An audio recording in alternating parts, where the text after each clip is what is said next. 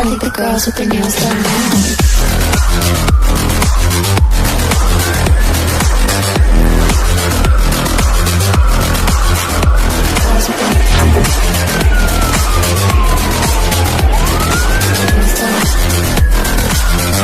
Girls with their nails done.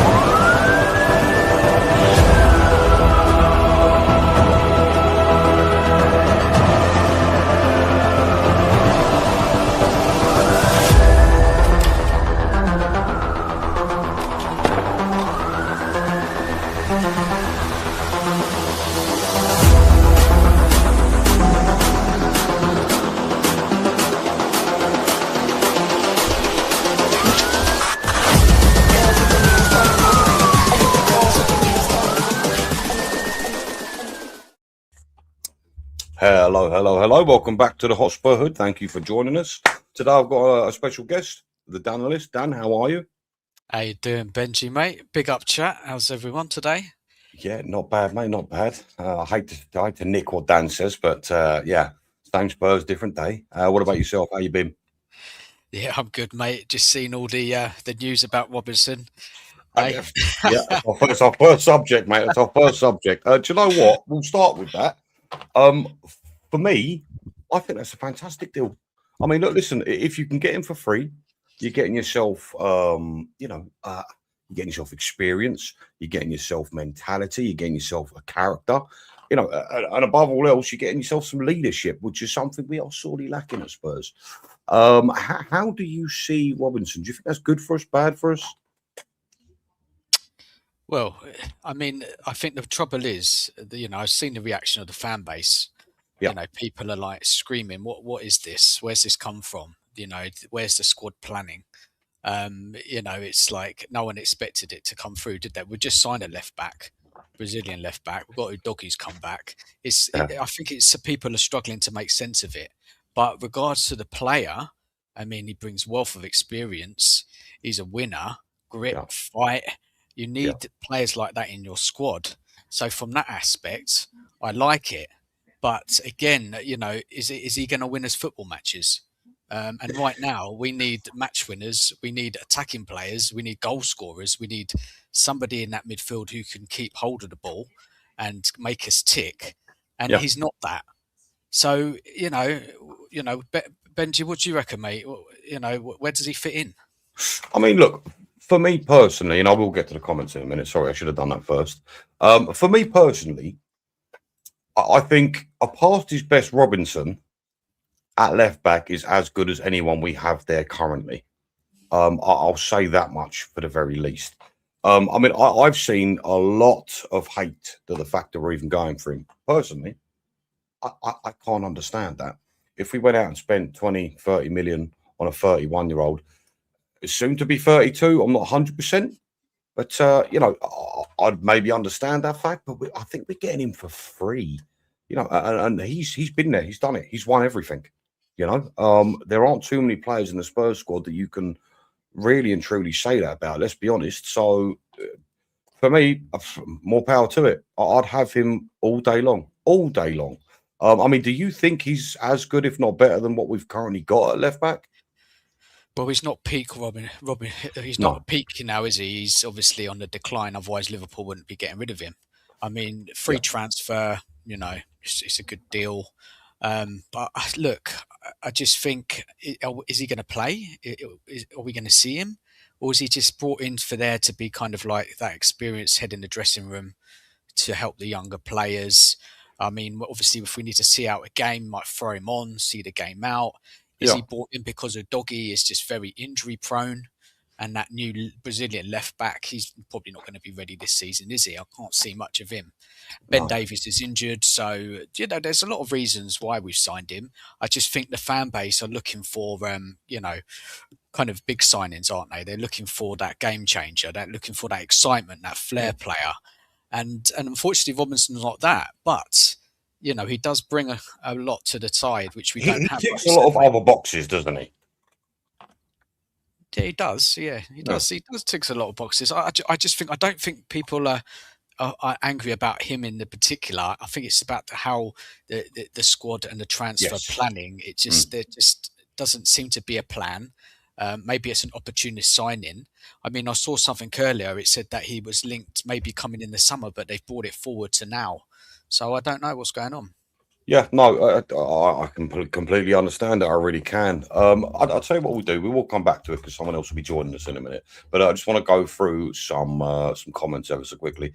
So at Hotspur Flicks TV, this is someone I've become recently acquainted with. He's got his own little channel. If you guys can go and check that out, fantastic. He says, "Come on, you Spurs, good man." Let's have a look here. I don't get Spurs recruitment in the world, Dan. We are crying out for attackers, and the recruitment team thinks, oh, let's get another left back. Gallagher is a solid signing, but still doesn't cover. Yeah, not sure what that means, but maybe cover, I'm not sure. We've got Nugget here. Big up, Dan, Benji, and everyone. Thank you very much. Let's have a look here. Biker says, Dan, mate, I'm not Dan. I'm really sorry to disappoint. I'm trying my best. Dan, mate, Spurs recruitment baffle me. Sell Johnson. No player to come straight in, like for like. But go. I know we need another left back after buying a teenager. Left back Gallagher was a solid. Hold on, what? Solid signing. Sorry, my screen's gone all funny. It was a solid signing. I mean, listen, Gallagher for me is in the right pool of players we need to be looking at. Is he world class? Absolutely not. But it's nice to have a player like Gallagher, that's for sure. I think he's a shite side better than what we've currently got. Mark says, call the cop. Good intro. Thank you very much. Tried hard on that. Appreciate it. Dan's a good guy. I'm going to assume he's talking about you, Dan List. Happy days. Yep. Rock on. There you go. Big up, Mark. Hi, lovely Dan the man. Another one. You are very well liked here. Okay. Good afternoon, gents. Smash the likes and subs, people, if you can. Hey, look, we'd appreciate it. If not, whatever. Okay, we've got someone else to come in. That's Dietrich. Hello, D. How are you doing, my man? You good? I'm good. How are you? I'm okay. I'm sitting here with Dan. We're just discussing Robinson. How do you feel about that one, bud? What a shit show of signing, honestly. Oh, why do I bother asking sometimes? I swear to God. Right, go on then. No, I just don't understand the point of signing the youngster, the Suzaga from Brazil. And now you can see we're lacking on the forwards, and you sign Robertson. Like, I just don't understand. Like, yeah, he's a good leader, but I'm sorry, you need quality now. True. And I'm not saying he's a bad player. Like, he's good, but like, no offense, if you're watching for Liverpool, you can see his legs are gone. And is he any better than what we have currently? Yeah, he is, but long term, is he good? No. We need forwards. I want to see forwards. True. I'm sick and tired of seeing defenders. Do you think that's the problem? Do you think that's why people are upset? Because we've of course. So many problems elsewhere. If you told me we never signed the youngster, we signed Robertson, Gallagher, and a forward, I'll be like, you know what? Fair play. Okay. Like, when I say a big forward, like, I mean a proper forward. Not like Somerville from West Ham. Like, I mean, like, someone good. We'll get to that one. Yeah. Don't fucking worry about that, mate. We'll get to that one. Somerville. Yeah, go on. Sorry. No, just said, like, it feels like they don't know what. Like, you can see they don't have any plan. Like, you waited until the 23rd to finally sign Robertson. It just feels like a panic signing, in my opinion. Do you know what? On that subject, so apparently, initially, talks were for the end of the season. But now, according to a couple of sources, they're pushing through to have it come through this January. I've seen this. I don't know if it's true. providing we give them first shout at Van der Ven come the end of the season. And by the way, there's £100 million price tag on Van der Ven, which I for one think is perfectly fair.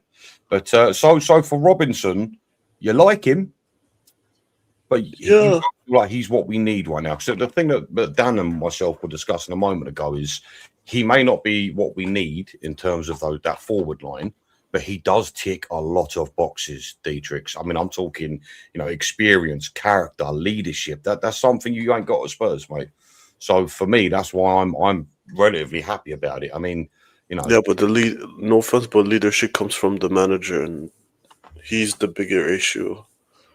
I hope we're not getting onto a conversation about my manager, mate. Yeah. Keep changing our opinion when the wind blows. Guys, the thing is, it's not exciting, is it? It's not. It's not exciting at all. Like if you told me Robertson when he was 27, 28, I'll be excited. But now it's like, why? Just why? Yeah. I'm not trying to moan, but I just don't understand it. Like, you need forwards. His legs are gone. You need forwards. We like a striker. We like a left winger. And Kudus just got injured. Do you know what? To be fair, maybe bringing in Robinson will release Porro a bit more. Again, it's just a thought, but obviously maybe, again, you are right. Look, Robinson's legs have gone a bit. But he's still pretty good defensively, at least in my opinion. I don't know what you boys think. And maybe the thinking behind that is, why spend 20 million euros on the Sousa guy? What was the point of that? It was 13 million. It better not have been 20 million, sure. Not 20 million euros. Oh, right, okay, sure. So what's the point of assigning him then? I mean, is he gonna ride the bench because Udogi's back? Yeah, he's going to be on the bench, man. He'll be on the bench. He's not going to start, is he? So what's the point of spending 20 million euros on him? Is that how much he's going to cost? I thought it was a free transfer, wasn't it? Well, the Brazilian kid. No, he's definitely. He's definitely. What? Oh, the Brazilian kid, you mean? The Brazilian kid. Look, he's nowhere near ready. No, I don't understand. That one's for the future, right? So he's also injury prone, fellas, and I'm not joking. What the new Brazilian left back? Yeah, apparently so. I know. Even Robertson is injury prone. Look, we've got three of them now. Then we've got three to cover. They're all injury prone. To be fair, we talk about Udogi being back. Danny's hit the nail here. He's right. How long for? A game, 2 games, 3 games? He'll be back on the bench. I can't see that Sousa guy getting in at all. And the thing is, bless his heart, what is he, 18, 19? 18, 19, and you bring him to a brand new country, doesn't speak a word of English. Yeah, I don't see the thinking. I don't see the plan. I mean, yeah, you could say sure for the future, but is that what we need right now? Is that where we're at as a club? We're back to thinking about the future. I thought there was an understanding between the board that, and the fans that we need quality and players that are ready to go now. Gallagher's. I'm fine with signing Gallagher's all day long, but going and getting a 19-year-old from Santos, a struggling Santos, by the way, because they're not doing well anymore. I don't see the thinking, lads. I really don't. I don't actually think, that he's come up enough. Dietrich, what is your opinion on Sousa? I think that's how you say his name. Who the hell is he? I have no idea. I cannot give you anything. I just don't know him. Never heard of him. Spoke to psycho teacher. He's a Brazilian fan. He watches Brazilian league. He even said he's not that good. So what's the point again? And no fun. This is his first time playing competitive football. In 6 months, you're gonna sign him after 6 months of data. He's nowhere ready, man. This guy, this left back. He only has 6 years of professional football under his belt. 6 months. What, men's football? Men's professional football? Yes. God. What? Okay, fellas, help me. And you see the guy that Bournemouth just signed to replace Semenyo, the Brazilian one? Yes. He was going at it, saying, why didn't we not sign him for 30 million? And he's a goal-scoring machine that Bournemouth just signed. and we sign a 6-month. He only has 6 months of professional football under his belt. We sign him. There's no planning. I'm just saying. There's no point. No, I mean, for me, what are these scouts? What are the parameters being given? Go and find someone who's barely played professional football at men's level, who's injury prone, and bring him into the club. That for me is what it looks like. It's madness. But yeah, I for one, I'm quite happy with Robinson. I think that's great. Well, we'll move on from Robbo. Again, I would say the general consensus among fans would be cool, not not hyped, but he brings in what we need to an extent, at least with the leadership and the experience role, and a winner's mentality. I think that's criminally underrated. So I'd imagine the general consensus is people are quite happy, but I can understand why some wouldn't be. Right. So the show is about injury crisis, and we are currently in one. Fellas, I'm going to move on to who we have out at the moment. Are you ready for this? This is great. It's a fantastic list. Right. Madders has a cruciate ligament injury, which we know. He's due back in June. Mo and Bentancur both have hamstrings and are due back in April. Again, none of this is like soonish. Bergvall, he's got no return date. I mean, again, I don't think he's been great this year anyway. So for me, he's not a massive loss. I don't know about you boys. Davis has got a hammy. Again, neither here nor there. Kulu is out till February.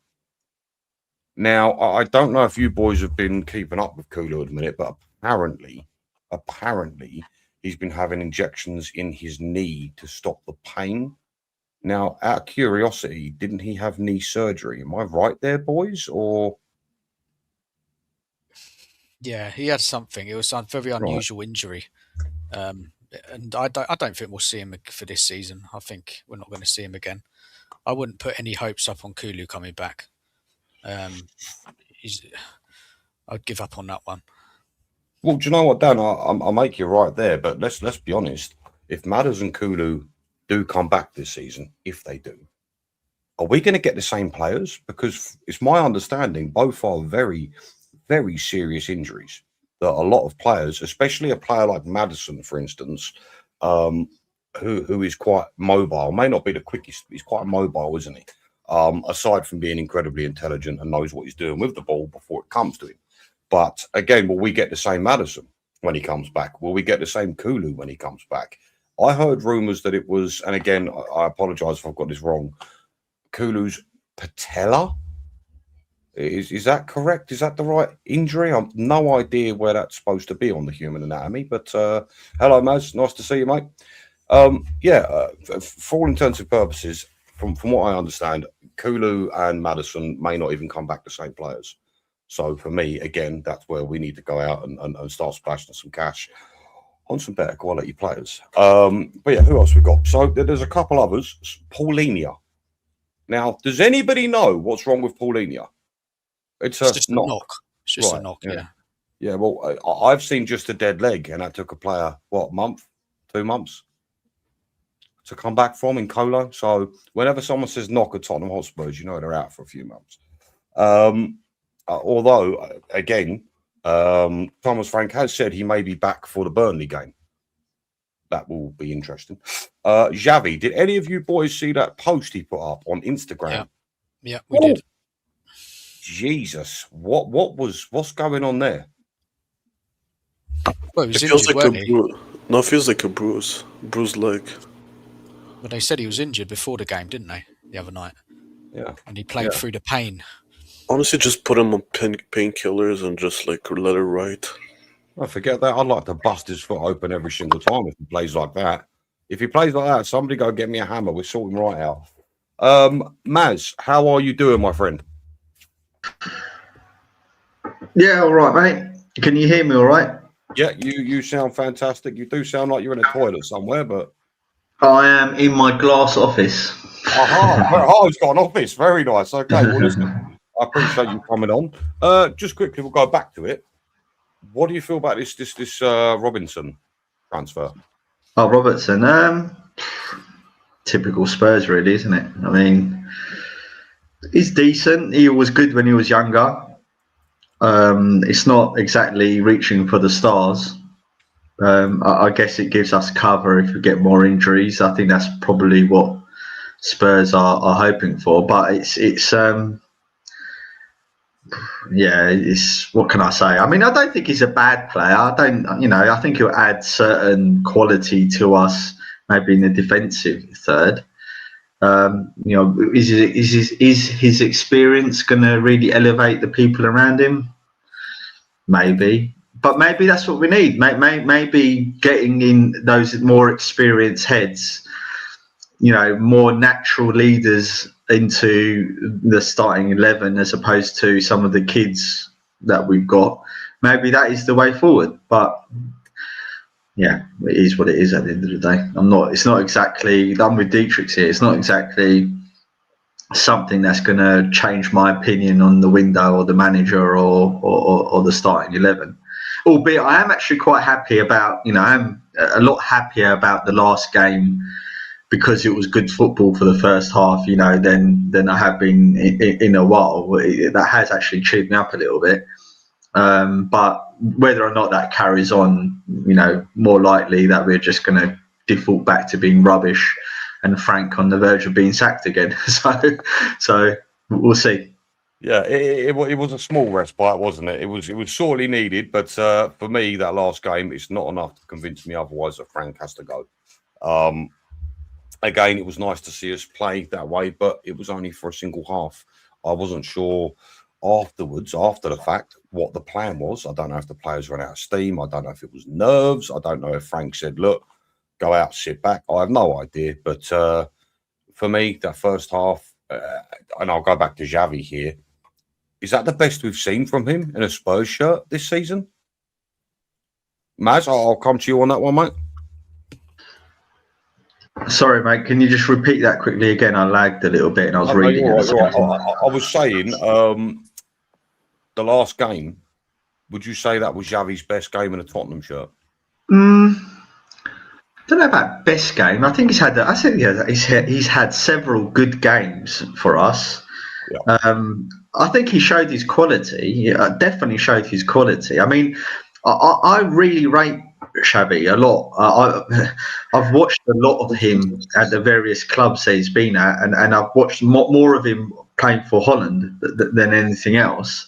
And I just rate him. I just think he's a really good player. He does strike me as a player, though, that does need good players around him or a team that's working for him to be effective.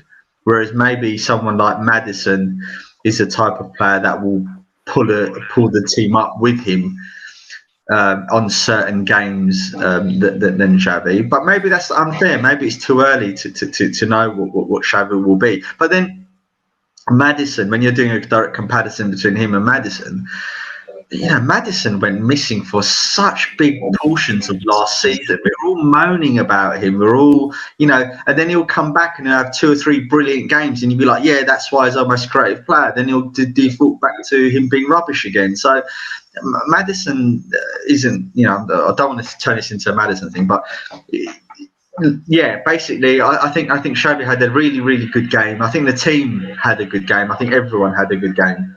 I don't have criticism of anything, to be honest with you, in that game. No, for sure. I mean, look, before we move on to Ellie, hello, Ellie, by the way, thanks for coming on. But before I move on to you, I just wanted to say, with Javi, I understand you like him. You make a great point. Fair play. The only thing I can't really get on board is when people say he needs better players around him. Look, I also like Javi, and I also subscribe to the fact that he needs time to adjust, which is clearly obvious. Fine. However, I don't know if that can excuse he's been poor this season, and he is as much to blame as anyone else in that Spurs squad. I've seen games where commentators have taken a piss out of him for 65 minutes where he can't complete a single pass.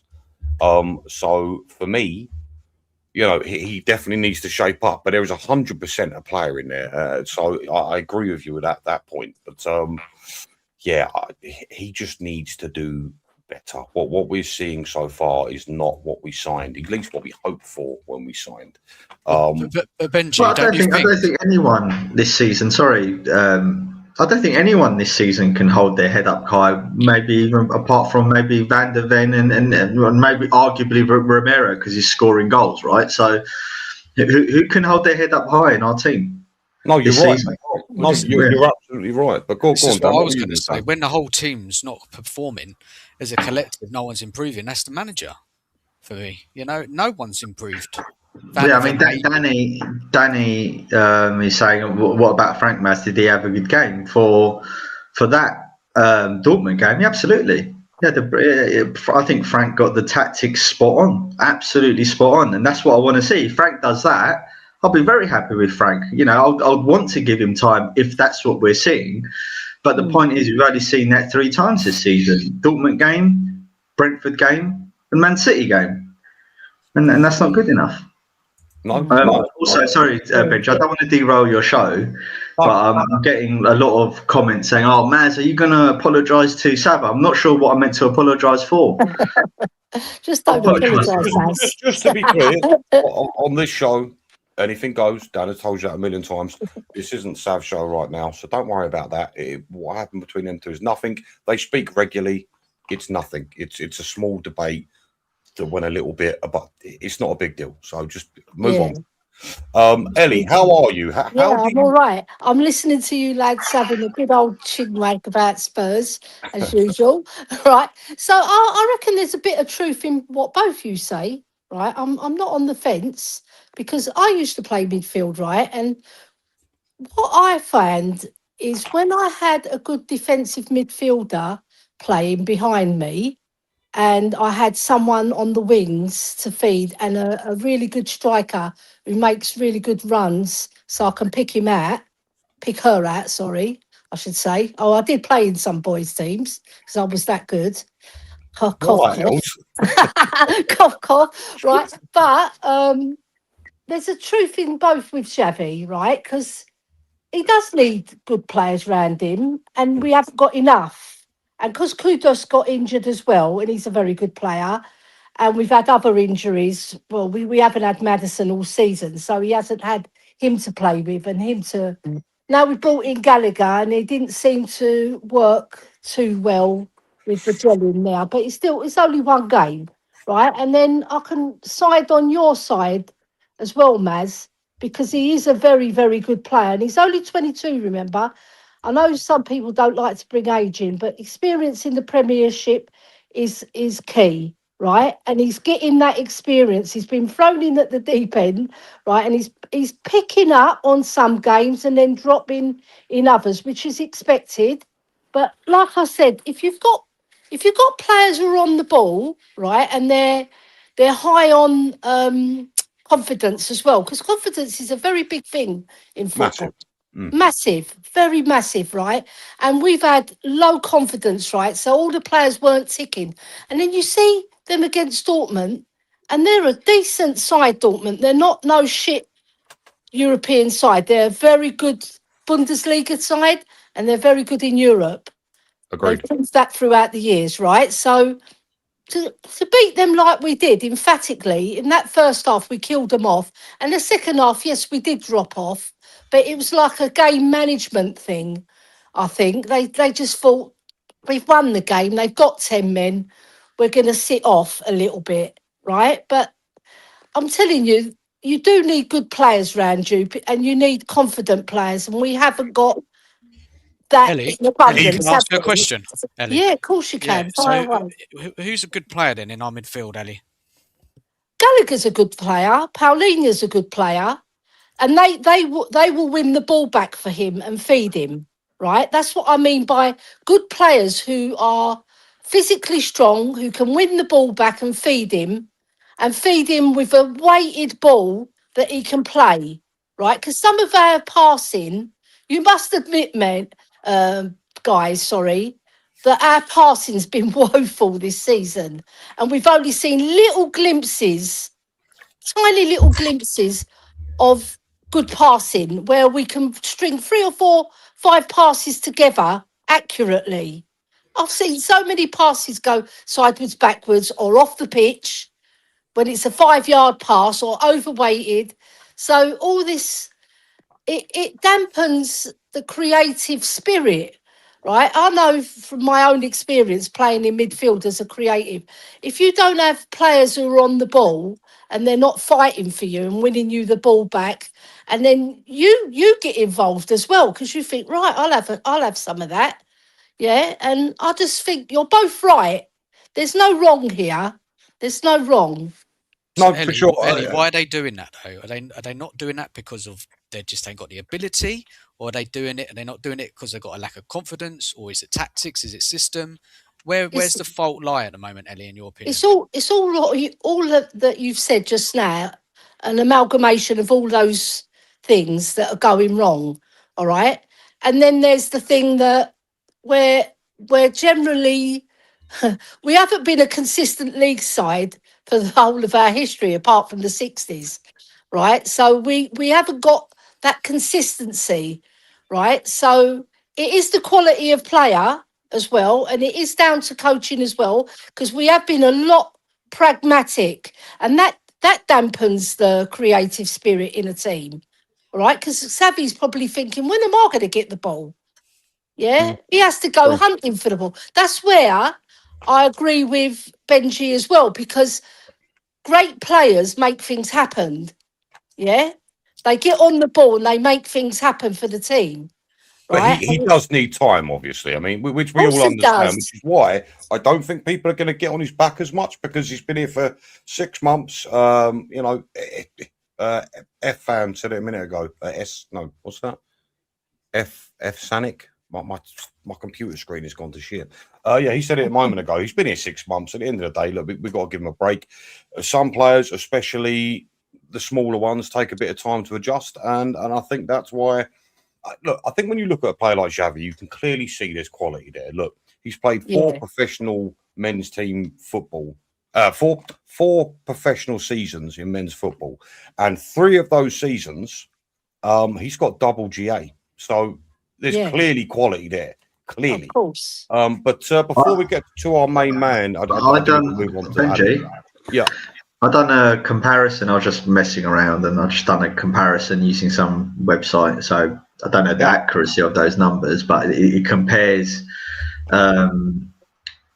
several players in their GA stats and stuff. And Xavi and Kudus fare pretty well to Kulu and Maddison. It's not far off, to be honest. Their numbers. Good quality players, man. So they're all comparable quality players. You know what I mean? So I think they're good signings. I like Xavi and I like Kudus.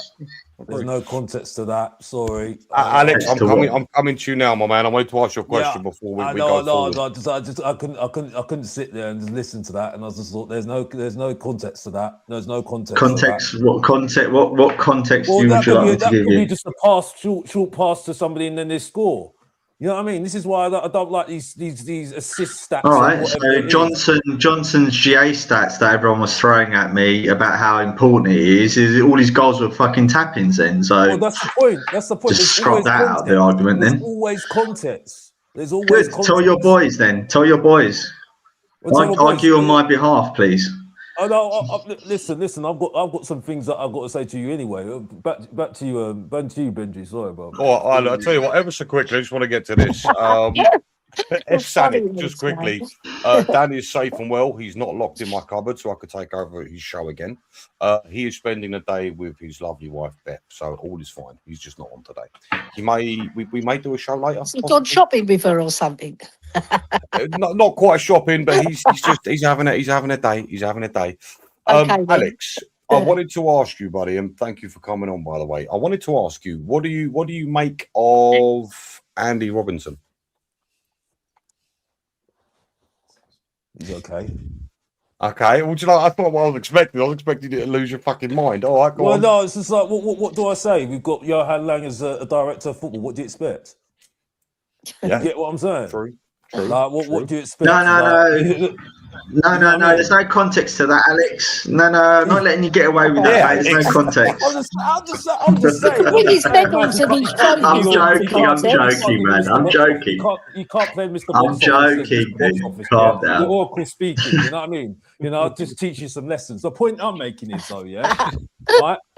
Okay, because I'm only here for a short time because that's a short Not a time. long time. Watching Arsenal because they're so boring. to Every watch. minute with you is gold dust, mate. Don't worry. I know it's what you're fine. saying. And someone's saying that I'm frothing the chat. No, I'm not frothing the chat. It's just truth, and that hurts you. Anyway, moving on. No, Alex, you're waffling. Stop My point is waffling. anyway, yeah. Hey, don't start for fuck. Just let the guy speak for fuck. Alex, don't waffle. Stop I thought waffling. women were the bitches, but men are more bitches than women. The point is anyway, yeah. I think it gives us experience because, like as I said, we are massive trouble this season.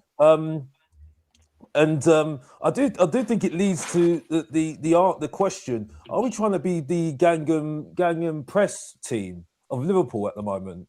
Are we trying to do that Gangnam Press sort of thing? Because we've got Gallagher, he presses. We've got Robertson, who used to press. So I'm just wondering, are we going to do this Gangnam Press now? Is that what we're doing now? Nobody knows with this manager, Alex. Well, no one's got a clue what he does. There's zero direction under Frank. That's...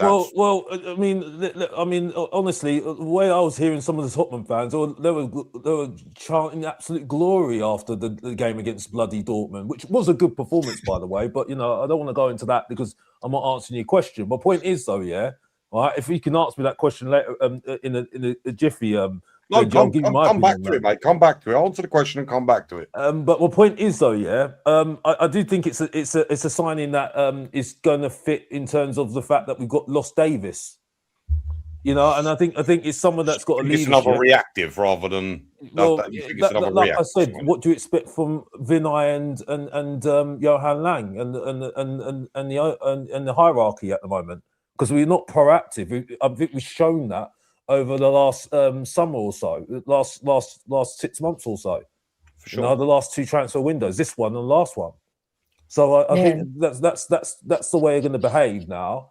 And until you get somebody, I'm just repeating what I said again. Until you get an idea, an identity, and proper football people that are focused and are leaders, this will only change. But at the moment, we are going down this route. At the moment, and that's why you're seeing at the moment these signings. It's like I say, it meets the signing of what we need at the moment in experience, because we need experience in our team at the moment. For sure. Because for everything that everybody praises Adoji for, no one forgets. Everybody forgets this guy still is suspect when he attacks, right? Because in the final third, he's absolutely crap, right? Mm-hmm. But no one wants to talk about that because they still love. I do. I do. I'd like to talk about it. A lot of people talk about it. Oh, do you know what? I don't understand that. I've seen Udogie get down the wing many times and put crosses in, and there is no one there to meet him. So I personally don't think he's as bad as people make out. I actually quite like Udogie. I think he's a good player. I don't think we've seen the best of him yet. Was he better than Rose? Well, hold on. Okay, fine. Prime Rose or Rose in the beginning? Robertson is better than Prime Rose. You got me there. To be honest with you, yeah. So maybe Prime Rose. Prime Rose. Absolutely not. Absolutely. Prime Rose had Carl Walker on the right, and those two were in constant competition with each other, and that's what you need in a good team. Players that are in competition not only with the opponents. Is he better than the Fulham left back right now? No. Worst wing back. No. Well, he's always injured, so you cannot compare them. To be fair, he's always injured. Well, Udoji's always injured. Yes. Yeah, I don't rate Udogie. I said we should sell him. I said a million times we have to sell him. To be fair, all our players are always injured. So you know what though? That's just one player, right? What I'm concerned about is the whole of our team, right? Because we're in shit street at the moment, and I'm scared that we're going to revert to type against Burnley and do a dot to Tottenham and go back to this pragmatic shit style that we were playing. And it's so boring and toxic. It's toxic to watch because I just can't watch it. It's crap. Ali, don't criticize Benji's manager. Do not criticize him. If we speak, we're in big trouble. We were allowed to give crap to Postecoglou. We were allowed to criticize him and not blame the players. But this year it's the complete opposite. So you got to be careful. But Benji, are you still here, Frank in then? No, I'm not. No, I'm not. Listen, I gave a heartfelt clip. apology to I have the clip. flip flopping. All right, and I will sit here and admit I got it wrong. I was sold a dream.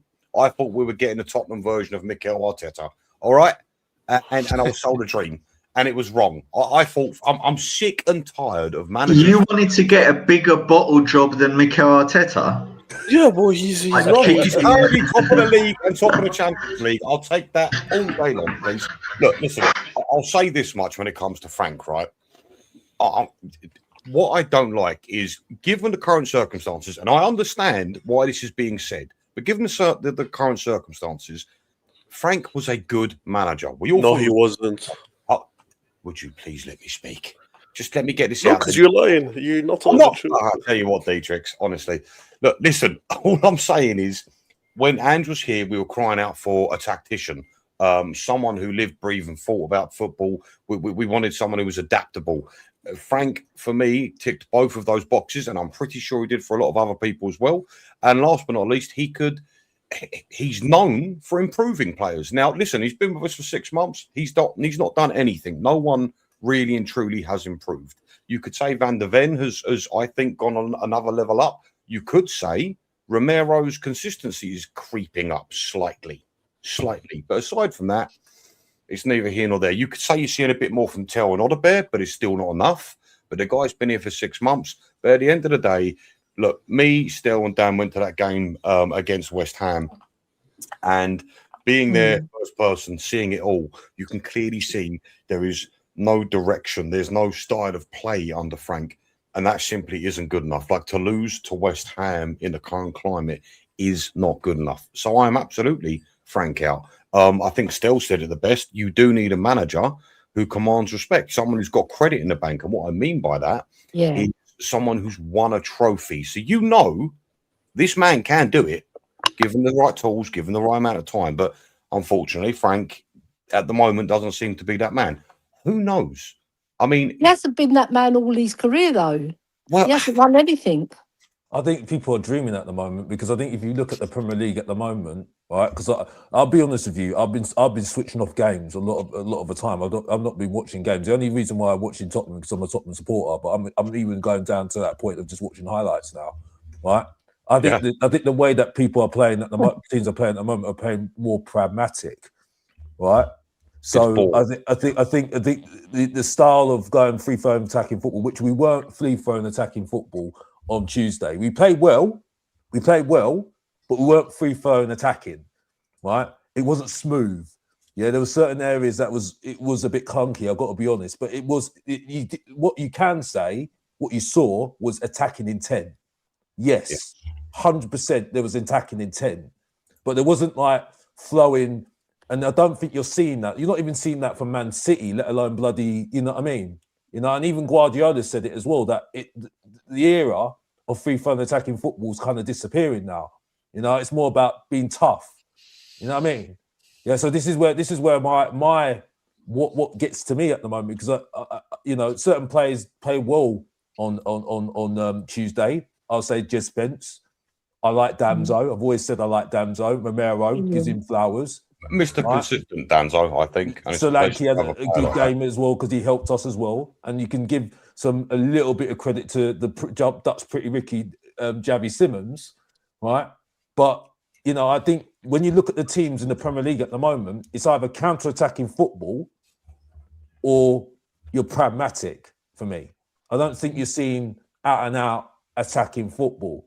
You know what I mean? And Ange wasn't attacking football. That was just gun-ho football. Let's be honest here. Yeah, you know what I mean? You know what, Alex? It certainly seems that way. The last time I saw free-flowing attacking football was probably Arsenal 2 years ago. They were magnificent to watch, and I shouldn't say that as a Spurs fan, so I'll apologise henceforth. But there was a question. Now you praise Arsenal. Like, how many times are you going to change skirts, Benji? How did you know? Look, listen, you've got to say it for what it is. I know it's not great to talk about, but for me, Arsenal 2 seasons ago were the best footballing team in the country. I think the most important issue here is Dietrich explains the behaviour of his Moroccan fan base. And would you like to apologise to all of us for the behaviour of your fan base? Answer for your crimes, Dietrich. Well, no, wait. What have they done exactly? I'd like a personal apology to me and everyone else on the panel and the whole wider Tottenham community. Yeah. What did we do? I saw some videos of your fans. Was it? Did they lose like one? Were they in the final or is it? Yeah, they lost to Senegal. Didn't you lot try and like get at the players or something? No. That was Senegal, not us. Oh, I'll let you off then. Sorry, wrong fan base. No, it's Senegal. Senegal players walked off the pitch. No, their manager told them to walk off the pitch because the penalty was awarded and they disagreed with it. I just saw all these videos flying around. I thought, it's Morocco. I just blamed Dietrich for it. Yeah, always. Guys, I've got a subject and a question I want to ask you all, and I'll come to Daniel's first and then Dietrich's. Is Dominic Solanke criminally underrated by this Tottenham Hotspur fan base? Oh, my God. Oh, no. Solanke is just bang average, isn't he? I mean, he's okay. You know, he's okay. Will he get some goals? Probably. Is he a clinical finisher? No. He's bang average. He probably should be on the bench. Really, we need a better striker than him. I'm glad he's back because we need somebody. Richarlison's out for a while, but I don't think we're going to see a lot of difference. Please don't mention that name on this show, Dan. Please don't mention that name on this show. We don't talk about Richarlison here, okay? Yeah, fair enough. But it's the whole way the team's set up, which is the problem, which has been a problem all season. And we're struggling massively. Okay, Benji, you say don't mention Richarlison. He's our top scorer. And then we've got Solanke. It's just slim pickings, isn't it, guys? It's like trash and trash. It's not great. I'll give you that. I mean, honestly, I think you could dig up my dead nan and throw her skeleton on the pitch, and eventually the ball would ping off her onto the net. I do not rate Richarlison at all. I can't stand watching the guy. How he's a professional footballer, I'll never know. Do you know what? I'll come back to you, Dad. I just want to throw this out there. Dominic Solanke's first season for Tottenham Hotspurs, he did have a few injuries, to be fair, or an injury. He scored 16 goals playing as a CDM. Because under Frank, he was never really in and around the box. He was constantly pressing, constantly coming back to defend. He wasn't really put in a role that suits him best. I mean, under Ange. Goals in his first season, I don't think that's too bad. I'm not subscribing to the fact that I think he's world It's not too bad. That just says it. It's not too bad. It's okay. It's okay. It's average. Provide him with some chances, he'll score. The problem with this team is we don't create enough chances. So he's going to find it hard, isn't he? I just, you know what it was the other night when I watched that Dortmund game, despite the fact it was a shocking goal, and bless his heart, he was laughing about it as well. What I did like was he did something that you're not seeing other Tottenham strikers do at the moment. He was where he needed to be when he needed to be there, you know? And for me, that's something it's nice to see anyway. But so what about you, Dietrich? Where do you stand on Dominic Solanke? Let me ask you a question. Do you rate Richarlison? No. Is that a joke or are you serious? No, I'm being serious. Do you rate Richarlison? I'm being serious.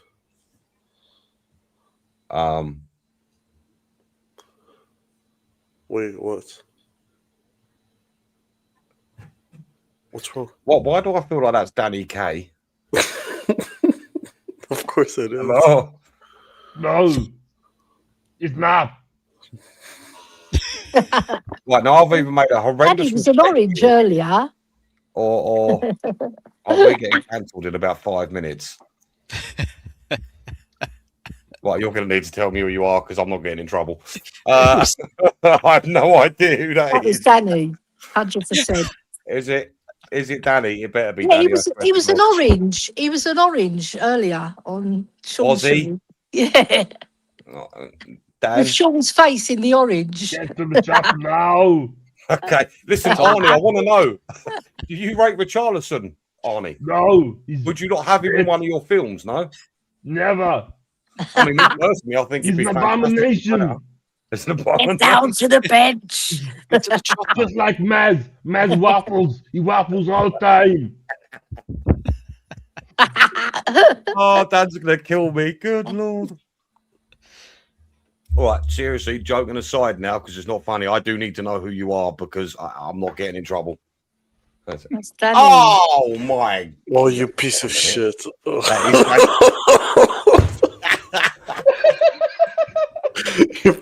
That's why I said those curtains look familiar. Oh, your cut. Oh my god! I hate this guy. I actually hate it.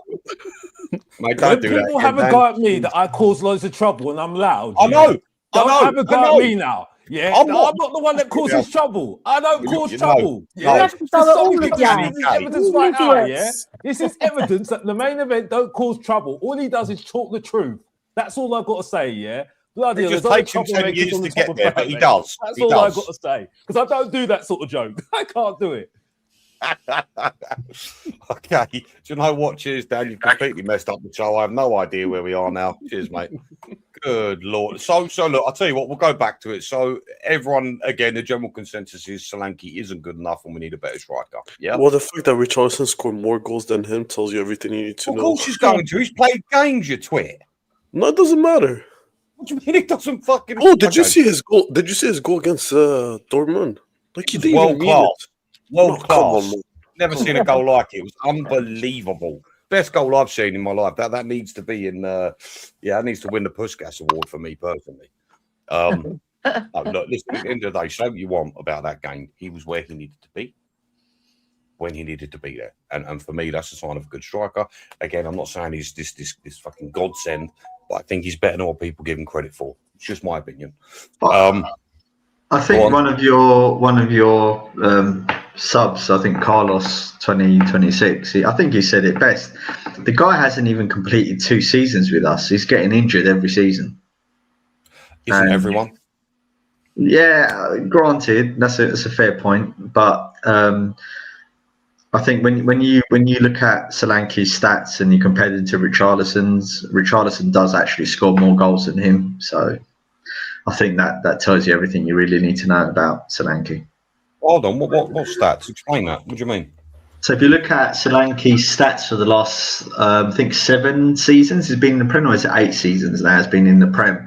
He's had 1 season where he scored 19 goals, and all the other seasons he scored 5-6 goals or whatever that is. Whereas Richarlison, when he's been fit, he generally scores between 10 and 13 goals a season, which is more than what Solanke scores. Minutes played, Richarlison's slightly better, but they're both shit. So why are we arguing? Well, this is it. This is why I'm raising the point, because it's like comparing one crap player versus another crap player. You know. So guys, does shit mean average now, guys? Does shit mean average? Just want to check. Yeah, that's a good point. Average, right? That's a good point. Yeah, maybe below average. I will come to you, Arnie. Where do you stand on Solanke, mate? No, not very good. Okay, I thought you were doing the voice. I was going to do it. I was. And I think it's when he didn't get to the chopper. I can't do his voice. Get down. Yeah, no, fair enough. I mean, look, hopefully in the future we pick someone up who's maybe a bit better. What Ellie said is spot on. I think when people use the word shit players, for me, it's below average and it's below the standard I expect at Tottenham Hotspurs.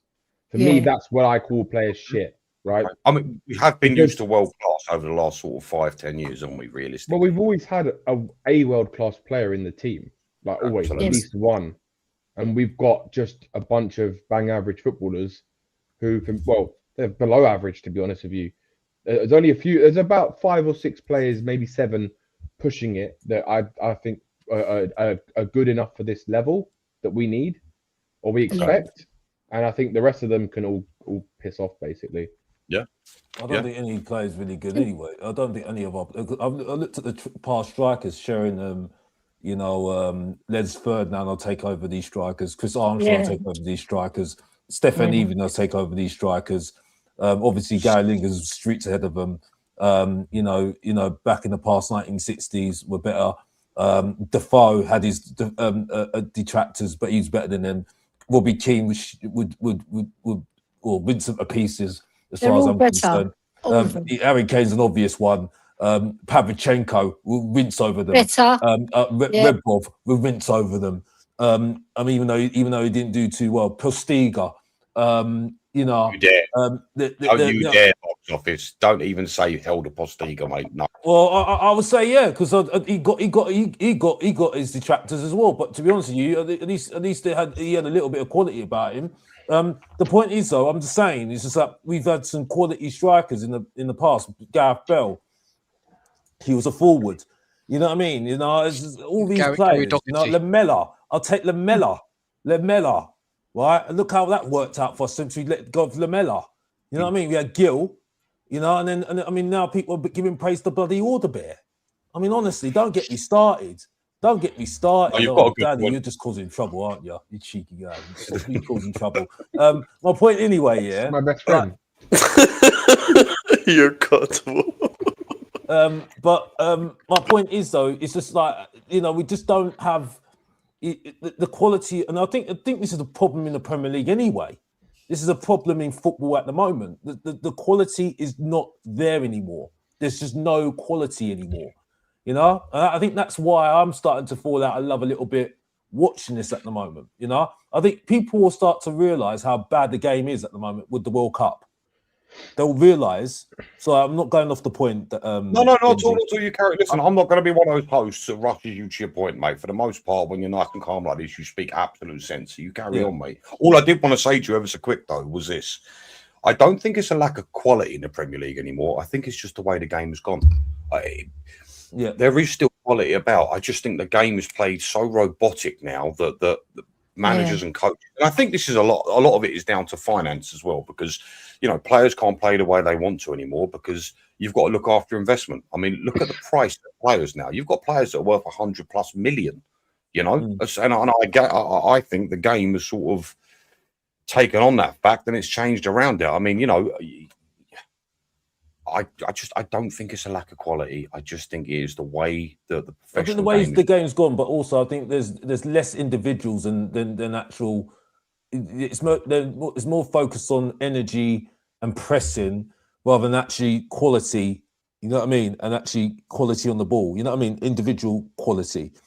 You know, that's why I like Palmer, for instance. I think he's got that sort of guy, that sort of maverick sort of player. You know what I mean? And I think those sort of players should be supported in that sense. You know what I mean? Because I think that helps the game, and it makes the game more interesting. You know what I mean? Because this is why I think games are becoming very boring, because the individual brilliance of a player is getting less and less, in my opinion. You know what I mean? And so, you know, I do think this is the last point I'm going to make. I do think Tottenham fans, us in general, and even me now, because I've had to look at myself and say, what do I like at the moment? I think we're going to have to realise that the way that the game's playing at the moment, we're going to have to like a different way of how football is played. So we're going to have to enjoy it. We're going to have another favourite of the way the game's played at the moment, because I don't think we're going to get back to those days. And this is why I think Poch may not be the right sort of manager to go for. You know what I mean? You know, that's what we might have to do. You know what I mean? So no, it's interesting you say that, actually, because there is a question here from Jimmy Hotspurs, and he says to the panel, would you want Poch back next, knowing he can't come until late July earliest? I'll just say my piece quick, and then guys take the stage. I think with Pochettino, I think he's the only manager on planet Earth that would at least reunite the fans. I'm not saying, I mean, look, personally, it's never good to go backwards. However, right now, this club as a whole is in disarray. And we know what Poch is about. We know what he brings. He's great with younger players, regardless of what you may think of the ones we've currently got in the squad. You know, I just think he would bring that togetherness back to Tottenham, you know, and above all else would be given more time than someone like Thomas Frank. I mean, even if Poch came in and he was poor for 6 months, I still don't think that the crowds at the stadium would be as bad as they are. I don't think it would be as bad outside of the stadium. I feel like bringing him back would be a good way to get that togetherness back at Tottenham, because we're so divided at the moment. Guys, please take the stage. What do you think on Pochettino? I think that you need him.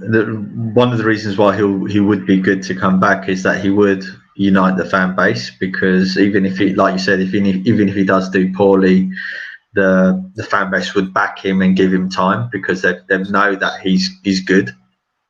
I think the problem with bringing him back is that you need to sort out the people above him first. So there's no, like, if you brought Poch in now and you had Lange doing his recruitment, he's just going to bring in more rubbish, really. He's not a very good director of football. So you need to pair Poch with a director of football that matches his ambition and his skill set. Like a Mitchell?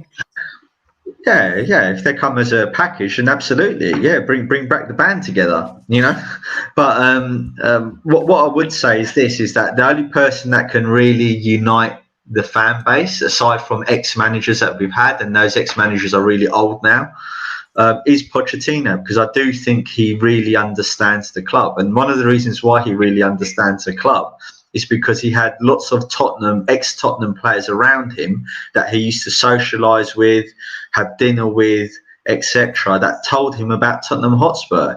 And another thing as well is when you read sort of biographies of Pochettino and stuff, he's read up about the history of Tottenham Hotspur. That's why he loves the club. And he had, you saw him, when he reached that Champions League Cup final, he was like crying to the fans. That's how much it meant to him. Obviously, for him, it's personal glory because he's done the unbelievable thing. But that's the type of manager I really want. Someone that I know loves the club and that the fans love him.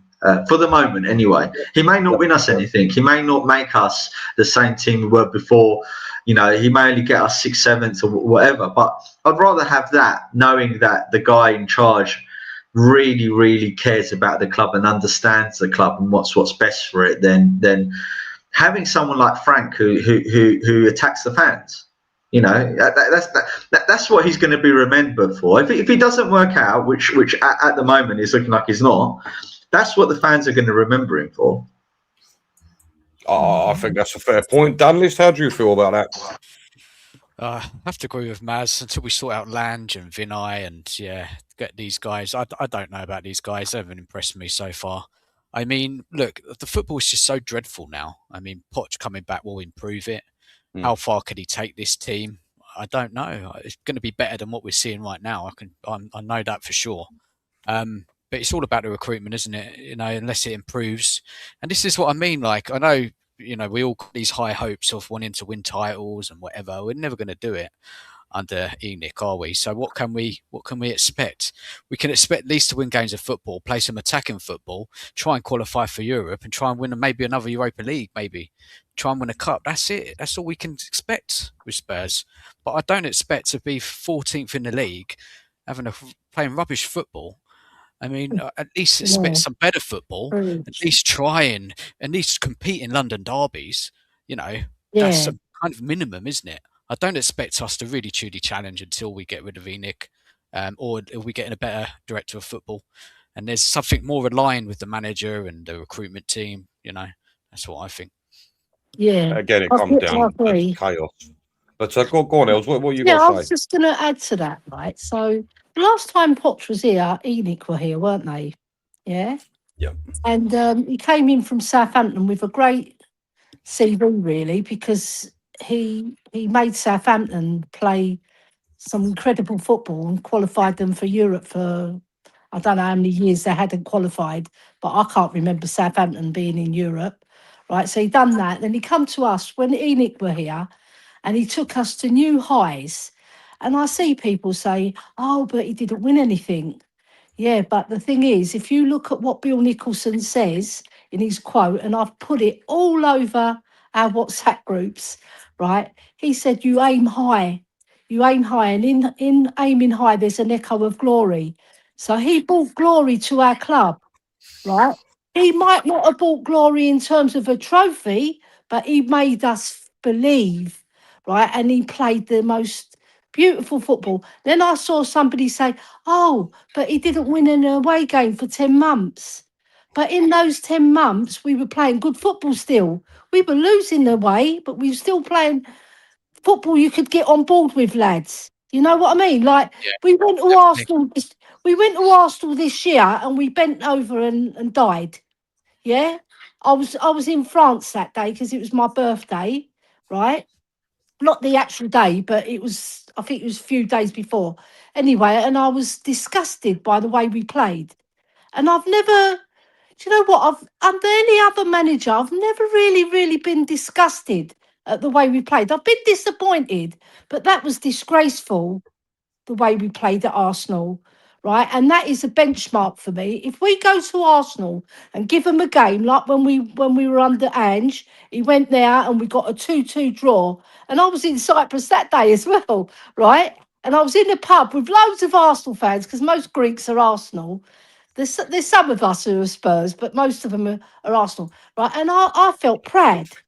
I felt proud. We gave it our all in that game. And that Maddison trick that he put in Sonny, yeah, you remember it, where he skinned Saka. Yeah. We had none of that, right? And I want to be proud of my football team. If we win things as well, it brings you joy, doesn't it? And you go to a parade and it's beautiful, right? And we can win things with the right man. And I think Poch, he's on a mission there, right? He wants to come back himself. He said it. He goes, I've got unfinished business, right? So, and he's going to make us play attractive football. Whatever players he's got, he's going to improve. Just put it that way. Yeah, I agree. Yeah, I agree, you know Eddie. what? Yeah. Yeah, I think that's fair. I mean, for me, under Pochettino, like when somebody says to me, you know, this nonsense about this way of Spurs playing, which I don't really think exists. If I'm honest with you, I don't think there is the Spurs way. But when someone asks me, that's not true. That's sorry, Benji. I don't mean to interrupt you. That really is not true. Like I've had this argument with Dan, and even when he accepts what I've said, or Stel or whoever, he always defaults back again to this thing. We were known in the 50s and 60s for being that push and run side, that playing attractive football. We became famous because of the football we played, right?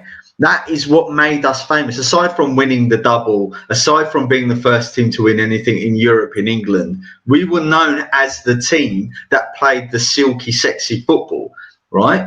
We weren't serial winners like the Liverpools and stuff like that, right? But we were always known as the team that played the good football. That's why we used to dig out Arsenal, calling them boring Arsenal, when they used to be under George Graham getting 1-0 victories, right?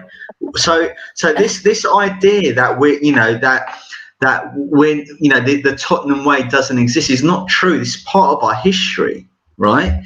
But does it? But what I think you're getting at, Benji, which I do agree with you and Dan, I think the way you say it is, we have no divine right to you don't play the Tottenham way just by hope and dreams. You play the Tottenham way by working hard, aiming high, doing what Bill Nick said, right? And buying good players. And that's where we've departed from the Tottenham way, right? And it doesn't exist anymore because we've lost our way in that. But I tell you who really understood the Tottenham way. Martin Jol. He understood the Tottenham way because he knows English football and he knew who Tottenham were, right? And our history.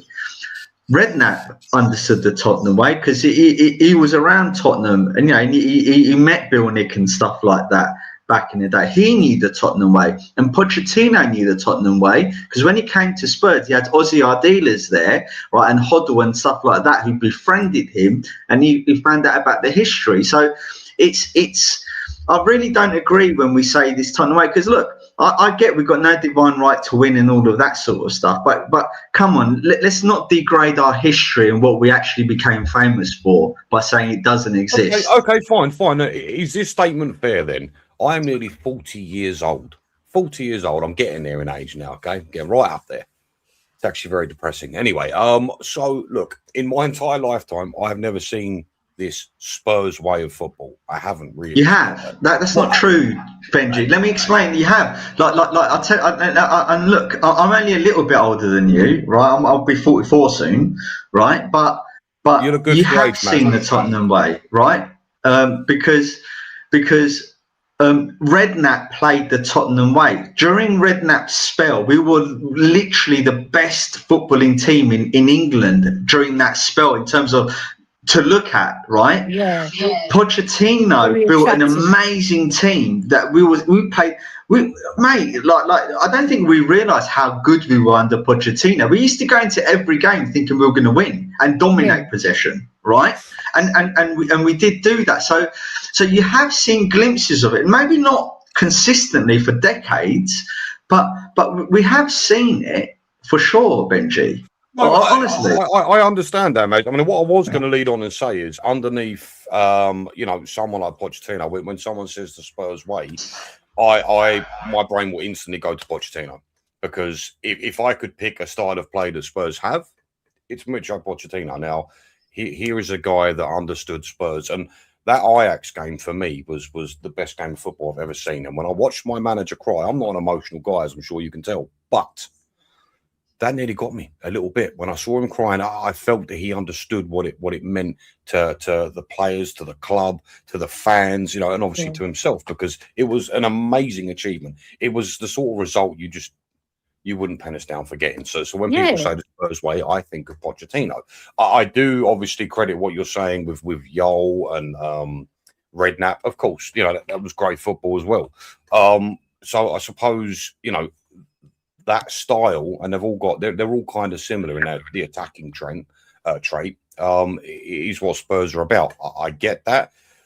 I just don't feel like, at least, I don't feel there is this universal way of playing. But obviously, you're saying, given our history, Benji, and this is where I think you're right. I do agree with you. I think the reason why we've lost our way in that is not necessarily the managers. Obviously, they're a massive part of that. It's because we've ostracised all of the people that were Spurs out of the club, right?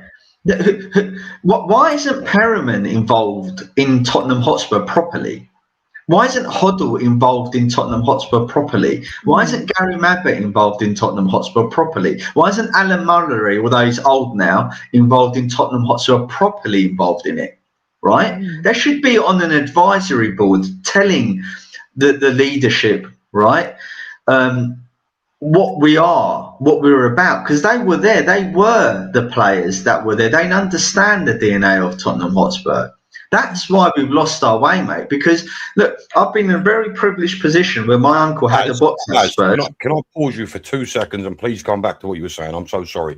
Dan, I just wanted to say thank you so much for coming on. I'm massively grateful. Where can we find you in the future? Where can you find me? What is your channel name? Sure, someone in the chat will put it on there. Spurs Danalist. Yeah. Yes. Okay, guys, please go make sure you like and subscribe. Dan, good to see you, buddy. Cheers, Maz. Make sure you come on again, all right? Take care of yourself. Big up, chat. Take care, you all. Bye-bye. Well, I'm sorry, Maz. Go on, buddy. What were you saying, pal? Yeah, so I was really lucky that my uncle, he and his company, they had a box at Spurs for decades, right? So I went to Spurs often, and I got to see them play every home game, and when you have a box at Spurs, you get all of the ex-pros that do the rounds at Spurs coming in and chatting, and they all knew my uncle because my uncle's been going there for 50, 60 years, right? Or maybe 50 years, maybe not 60. That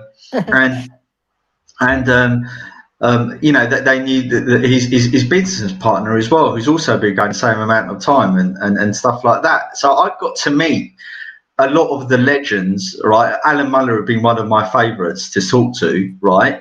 Multiple times. I was really lucky and privileged. I was always in awe of them. And when they speak about Spurs, you know that there is a Tottenham way.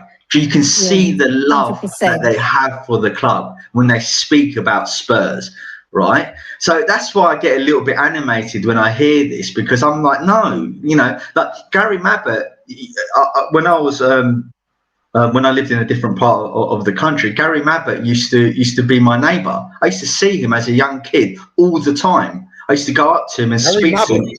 Yeah, I used to go up to him and speak to him all the time. They know what Tottenham Hotspur is. They know what Tottenham Hotspur is. There is a Tottenham way of doing things. It might not be winning leagues, but it's certainly playing good football and winning cups. No, fair enough. Yeah. Fair enough. Look, again, I'll step back. I just think overall, I've always struggled to see it. But you make a very good point. So it's hard to argue with. Welcome back, Dietrich, by the way, mate. Yeah, sorry, just had something at work, my bad. How dare you leave the show? What is wrong with you, D? First of all, it's not my fault that you have anxiety issues when nothing is going right on the show. That's on you. I'm nervous. What do you want? Blake, I will just say thank you all for coming on, because it got 5 minutes before the show started, and I thought, oh my God, I'm going to have to do this alone. And I've not hosted very often, so Dietrich must be in. Dietrich, did you just check what's in the terrine? Make sure you haven't burnt it. And of course, we make the racist joke. Sorry,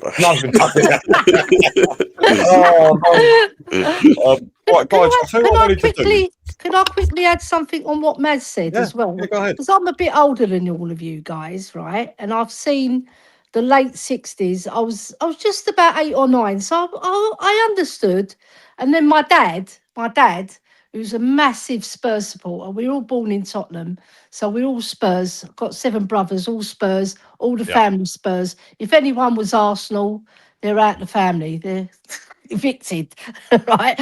But I agree with Maz wholeheartedly, right? Because I saw Jimmy Greaves play the back end of his career, and then we had the 70s was pretty good early on. Yeah, we were playing really attractive football.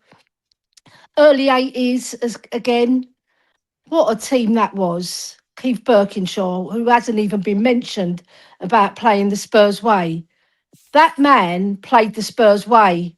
Keith Birkinshaw, brilliant. That 80s team, it was the most even more enjoyable than Poch, I would say, right? And I'm not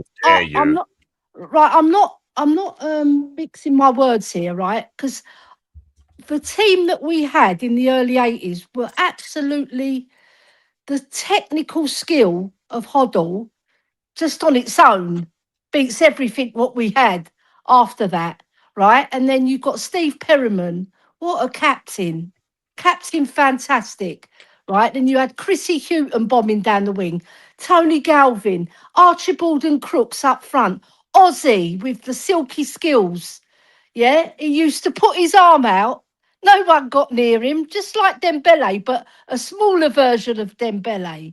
Yeah, no one got the ball off Ozzy, right? So I saw that team as well. So this is the Tottenham way, right? We play attractive football, and we've moved away from that. And we're going pragmatic. It's not the Tottenham way. Ali, did this group of players won a Premier League? Yes or no? No, they didn't, but they got close. But I'll tell you what, Ro. So Tottenham Way, it's made of losers. It's made of losers. No. Let's move away from the Tottenham Way, and let's create something new. You can't say because you don't win the league. Yeah, you're a loser. If you don't win the league, you're automatically a loser. Does it have to? Do you know what? I hear people say this all the fucking time. No, Does it have to be that cut and dry? No, it is. It has to be cut and dry. If you don't win the Premier League, second is loser, third is loser, fourth is loser. You're a loser. You're not first, you're last. Ricky Bobby. That's all. Okay. All right.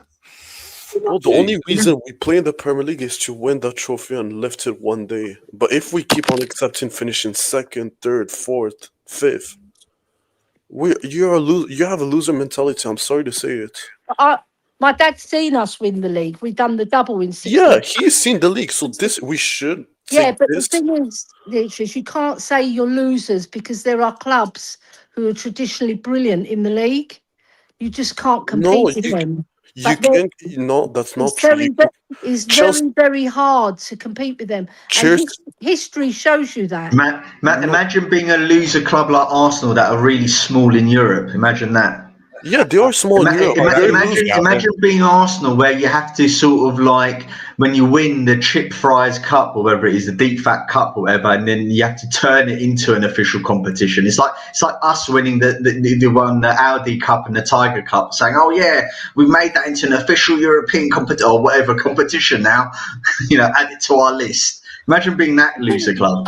Arsenal haven't won the league since 2004, right? But at least they saw it in with the color TVs. They've seen the team win the trophy. We haven't seen it. Of course, because they have traditions of winning leagues. No, it's not about mostly. No, but if you look at how many times they've won the league, it's not that many. It's not that many recent. There's not that many. I think it's 5 and 8 before.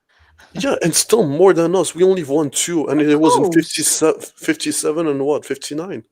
Yeah, but do Arsenal play better football than us? Right now, yes. If you ask fans of my age group, they always say Spurs play better football. Okay, let me ask you this, Ali, an honest opinion. Oh dear, Mads pissed some Arsenal fan off, by the way. If you can win the league. Okay, there is the fraud. Does it say on the trophy you won the league title with playing attacking football? No, at the end of the day, it says you won. It doesn't matter how you won it. Did Leicester care when they won the league title? It wasn't one of the best football in the league. We played better football than them, and we still lost. We finished 3rd. Yeah, but being you can say we're losers if we never won anything in our history, but we have. Up until the Premier League, we were like the 3rd or 4th biggest club in the country for winning trophies. Yeah. So I'm happy we win I'm super happy when we win the cups. No, you're not. You're not. You've just turned into Scott M that thinks everything's shit. So you don't. You're never happy, mate. Don't. No. I was happy when we won. I was happy when we won the Europa League. But in my opinion, now it's time to go above and beyond. No, I agree. Look, I get your sentiment. I understand. I want us to win leagues and win them often. Absolutely, I agree with that. But to Ellie's point, like if we're being serious here, you can't call us a loser club because we don't win. We're not that type of club that wins leagues. That's my problem. No, we have tried. We've been close a fair few times in our history.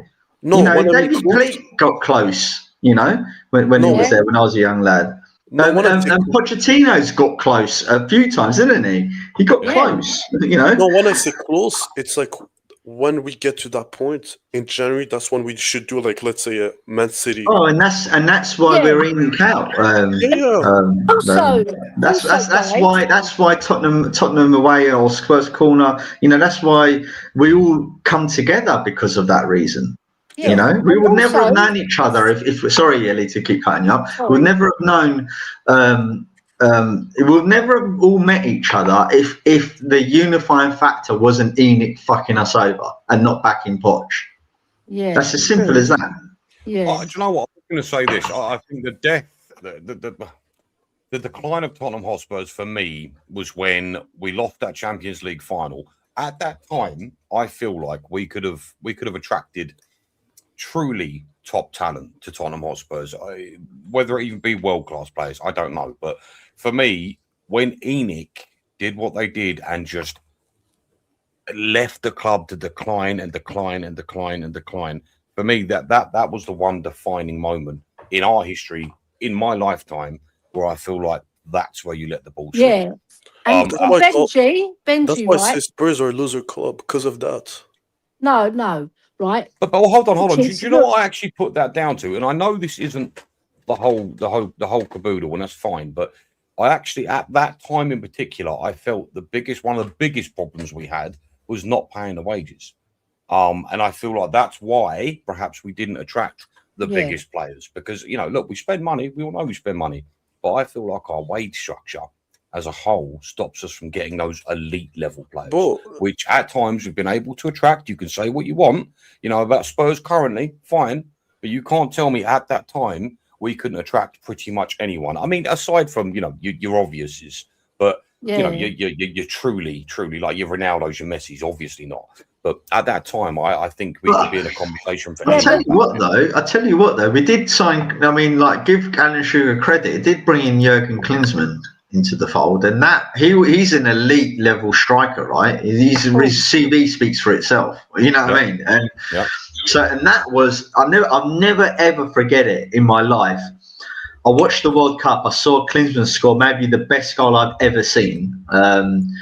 I'll have to post it up in the group, the goal I'm talking about, right? Yeah, I know. And I turned around to my dad as a teenager, and I said to him, Dad, imagine we sign Jurgen Klinsmann. The next day, I checked the teletext, right? Because that's what we used to do back in those days. Check the teletext, right? Fucking old, didn't we? Oh my God, right? Yeah, and we saw. I just couldn't believe it. I absolutely was just in shock that we signed him. It was amazing. Yeah, can I add something, right? Because Dietrich's saying we're losers, right? Like, the history of football, right? It pays in the future, right? So Liverpool, right? They've been winning the league throughout the 1800s, 1900s, 2000s, right? So Man United. These are the two best clubs in England, Liverpool and Man United, for winning leagues and cups as well, and in Europe, right? They're the most successful clubs. So we're light years behind them to catch them up, to get those players that they can demand, yeah? So they get first pick of all the creme de la creme. Everybody knows this, right? The way we can do it is like you just said, Maz, right? And you, Benji, where we didn't kick on from a high spot, right? And try and attract those players to come to us. Wages as well plays a big part. I mean, people say that was way back when. Wayne Rooney was on 350 grand a week. Mesut Ozil at Arsenal was on 350 grand a week. I don't feel like I said, I don't feel that's the whole story. I just feel that's a major contributing factor. 100%. Right. 100%. So historically, we're behind them in terms of league titles. So it's very, very difficult for Spurs with 2 league titles when you've got 2 massive giants, 20 they've got each, right, to compete with the players that they're going to get. Because players, they're very selfish, right? They don't, if they see a club like us progress like Poch progressed us, right, and then we went from a high point then and then pushed on, but we didn't. We went backwards, and now we haven't got we're light years behind them. Yeah, so it's going to be very difficult for us to get to that stage.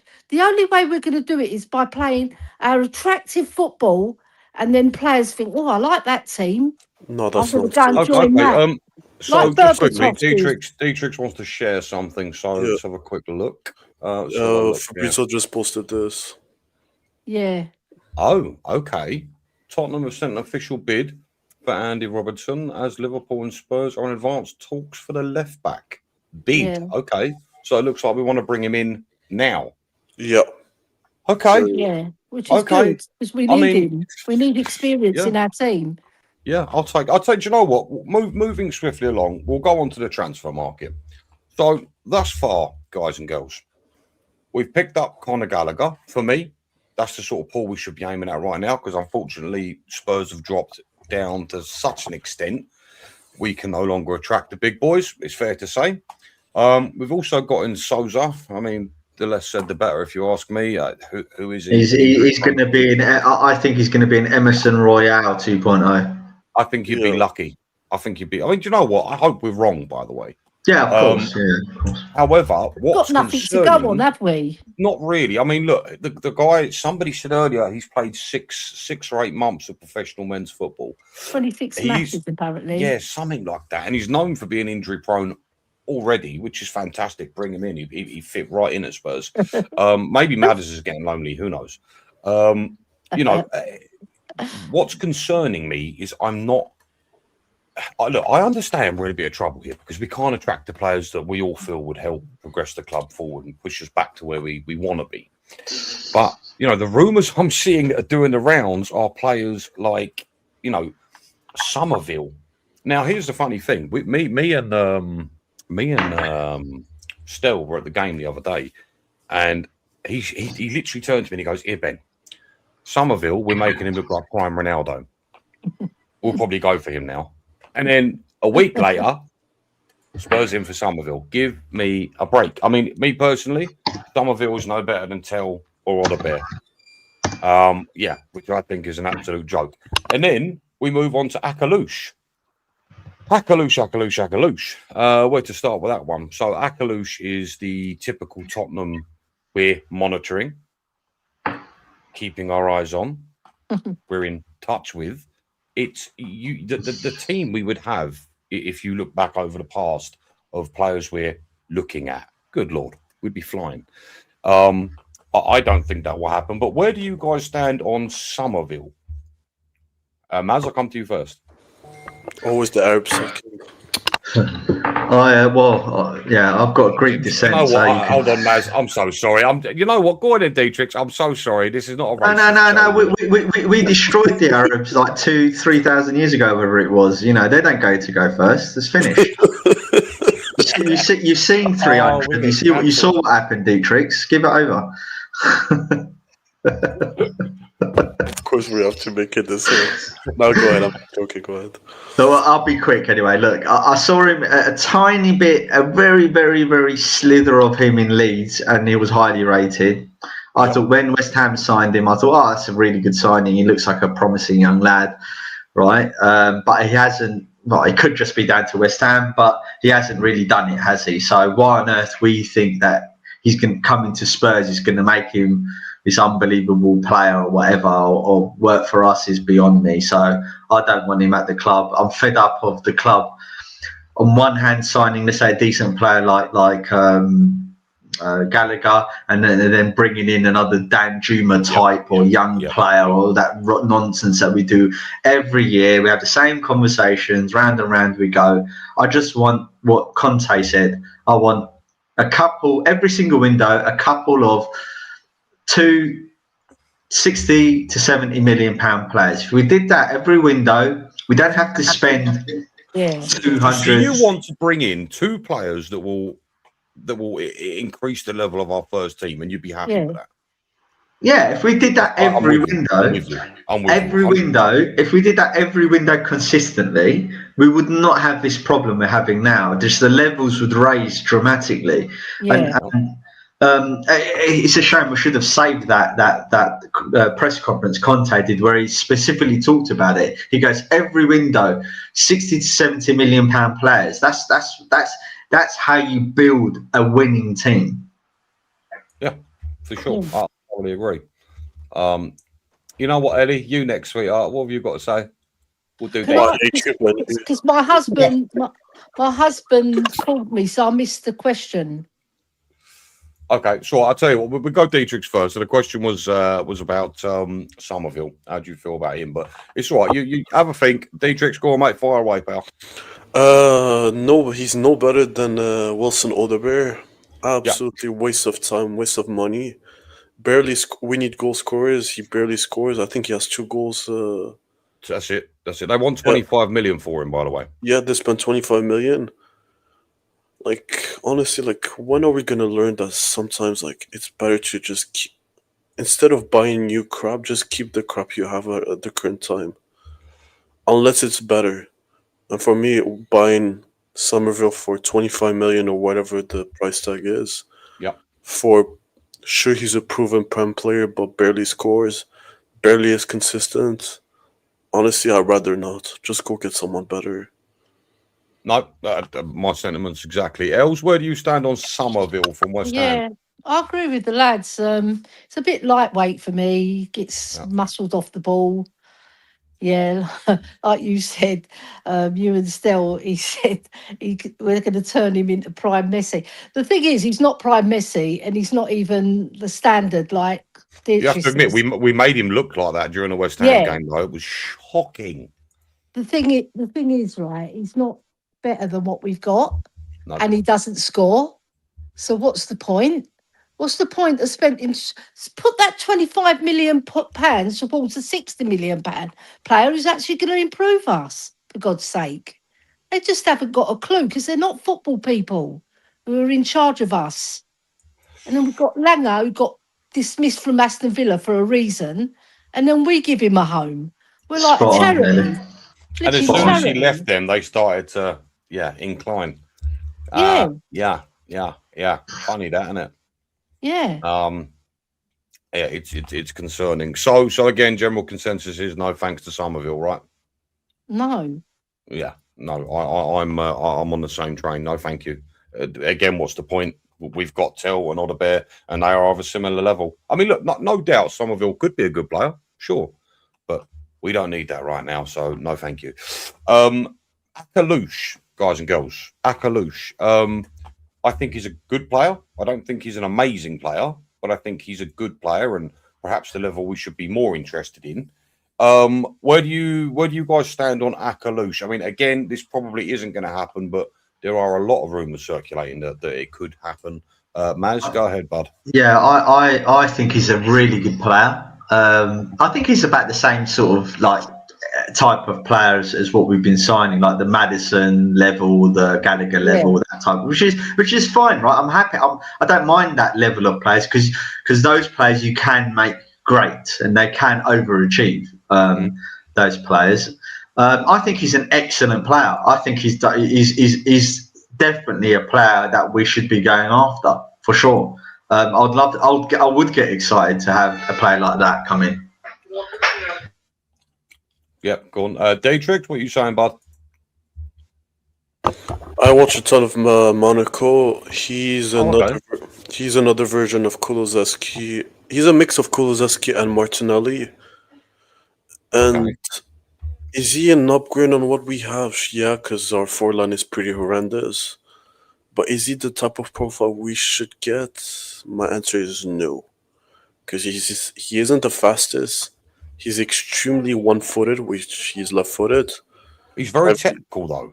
He is technical, it's true. But in my opinion, we need, we need more explosive wingers. I don't want to see like the Aklios type. We need like explosiveness. We need someone that can beat a man and score goals. I know it's going to be hard to find that type of profile, but yes. That right now, like it's really hard. But if we can get, let's say, like a Marmouche that can play second striker, like that's the kind of guys we need. We need goal scorers. The problem is, guys, it's attracting these sorts of players, and right now we are essentially a mid-table team. Or you can go to Roma and get Sule. He scores goals for fun at Roma. Nico Paz scores goals for fun. Like we need those type of guys. Do you know what, right? I'm just going to throw this out there. I love Italian football. I'm half Italian myself. I love Italian football. However, I'm always a bit nervous when you dip into the Italian market because I've seen Premier League players go over there that failed in the Prem and smashed the life out of Serie A. You know, for as good as someone like a Sule is in Serie A, I'm not convinced he could do it in the Premier League, personally. Again, I could be wrong. If we got him, I'd like to be wrong, but I don't know, D. I'm not so like it's like he could do something over here. No, not at all. No, like you see, like I felt the same way when we signed Kudos. A lot of people got excited at first, and I said, guys, like you're gonna see him dip off, and that's what happened. Like we need people that can beat their man and have a consistent end product. I know it's hard to find those type of players. I know you got to spend a lot of money. You got to spend a lot of wages. I get it. But I'd rather... neither, by the way, should be a problem for Tottenham Hotspur. No, yeah, neither should be a problem. But unfortunately, that's the situation we are. If we never... Let's say, if we had, like, let's say we still had Kane, we still had Son, and then we get the Akliouche, that's when I'll be like, you know what? This is an excellent option that you can come off the bench, or let's say if you have an injury. But right now, we need more than that. I agree. I hardly agree. Ellie, what do you feel about Akliouche? Have you seen much of him? Have you watched him? Yeah, I have watched him. I'm on the fence with him. Me too. Mainly because of the reasons that No, I'll put my own reasons actually because I'm my own woman, Yeah, right? go for it. I wouldn't say he's like Kulusevski in terms of strength and power, but he reminds me a bit like Xavi in a way, right? He's that sort of player. He's like not very fast. He's like a busy player. He's got technical skill. Um, he sometimes flatters to deceive. I've seen in some games that he's risen his game and he's played out of this world. Then there's been other games where he's been very underwhelming. I saw Els, are you Adeyemi. saying inconsistent, are you? Yeah, he's a little bit Yeah, because inconsistent. we need more of that. Yeah, we don't need that. But a lot of people have been calling for Adeyemi, so I've been watching him. Yeah, since about 4 or 5 months ago, they've been saying Adeyemi's name. So I've been watching him. I'm more impressed with him because he's stronger on the ball, right? Even though he got tackled by Javi the other night, right? And I like his profile of player better, and he scores more goals. I just think he's more technical, look more the strength in his technical skills. You know, there's all round. He's got left foot, right foot. I just think he's a better all-round player than Akliush. And other than that, I'd like us to get Fofana as well because I think he's a fabulous player. Yeah. He's injured. I know he's injured, but I'm just saying for the future. Do you know what? Whose would be perfect? Sorry, the one that would be perfect, and I know that people fucking hate him, but I'm a huge fan of Mason Greenwood. He's everything we need. And forget about like the allegations he has. That's the past. Whatever happens in the past, we move on. But the guy is scoring. He has 15 goals this year. He is everything we want at Spurs. Goal scoring, assist, consistent player year in, year out. That's what we need. And he's versatile as well. And he's versatile. He can play left, right. He can play left, right, in the middle. He's such a good player, and he's got a very, very good shot on him. He's got an eye for goal. We saw it at Manchester United when he was younger. Yeah, right? Look, you know what, guys? I'm an old-fashioned guy. I'm sorry, you can't do things like that. And I personally wouldn't want to. I agree with both of you. He's a great player, fine. And I know I shouldn't think like this because at the end of the day, it's what happens on the pitch is important. I'm an old-fashioned man. You can't do that to a woman and then, hold on. I wanted to say this, Ellie, and this is the beautiful thing about football, by the way, because we can all watch someone or something and see something completely different. So it's a beautiful thing. But I wanted to go back to Karim Adeyemi.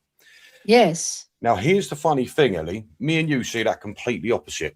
I wouldn't touch Karim Adeyemi if you paid me. I've got reasons for it. So I've actually watched him a hell of a lot of Dortmund. I do like German football. Here's my problem with him. He is a pace whore. Make no mistake. He's quick as lightning. Quick as lightning. He is Aaron Lennon sort of speed. Unbelievable. Yeah. However, his first touch is shocking. He's not technically gifted. His dribbling isn't great. Yeah, his first touch is awful. He's not, and here's the thing. Oh my God, Maz, he's terrible. And here's the thing, right? You look at his goals and assists. I think he's got 5 goals this season and 2 assists in the Bundes. I think I could be wrong, but I'm sure that is what it is. You're playing for a team that will comfortably. They are second in the Bundes, by the way. That will comfortably beat 80 to 85% of every other team in the Bundesliga. That's just a thing, right? So is 5-2 really that great GA from someone that's playing in a team of that caliber? I don't know, but if you watch him closely, do you know where I think Adeyemi's come from? FIFA. I am convinced FIFA players go, yep, buy him, get him, he's fast, that'll do. It don't work like that for me personally. You've got to have more ability than just speed. And for me, that's really all Adeyemi's got. I don't know. Like Els, for me, I just don't think he's a great player. I understand the excitement around him because he's fast, but other than that, he's not for me. He's really not for me. Wait. I know, Benji, you don't want to make it political. I can show you a picture right now of his partner forgiving him.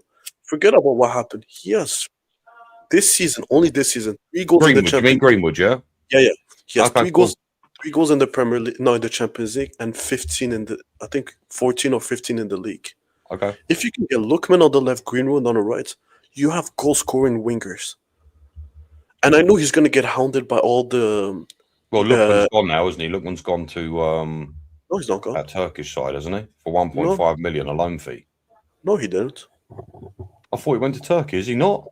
No. That's no one like from Napoli. I think Benji. I think Stel's just sent me a WhatsApp. I think he wants the link. No, I sent him the Okay, link. Turkey. Oh, I sent his. I Oh, you sent his sent ball. him it. Yeah. Link. Why do I feel like he's coming on to give me a hard time? Of course, he's going to get a hard time. You deserve it. Yeah. Because that's the history of the Tottenham, mate. Do you know what I mean? Bring it, Stel, you fucking bitch, and see how this goes. But in reference to Adeyemi, Lookman, I think is a better player because he's more. I think he's more technically gifted than Adeyemi, And he can score more goals. Yeah, Look at Stel. He has a We need goals in our team. Just say don't this we? though, even with Lookman and Adi, look, I just don't want more players with bad attitudes. Like Moani, wow, what a disappointment he's been. I mean, I genuinely thought he is a good player. He is a good player. You can see it when he decides to play. He's good, and you've seen it for PSG and you've seen it for Juve and stuff like. He's a good player. There's no denying that.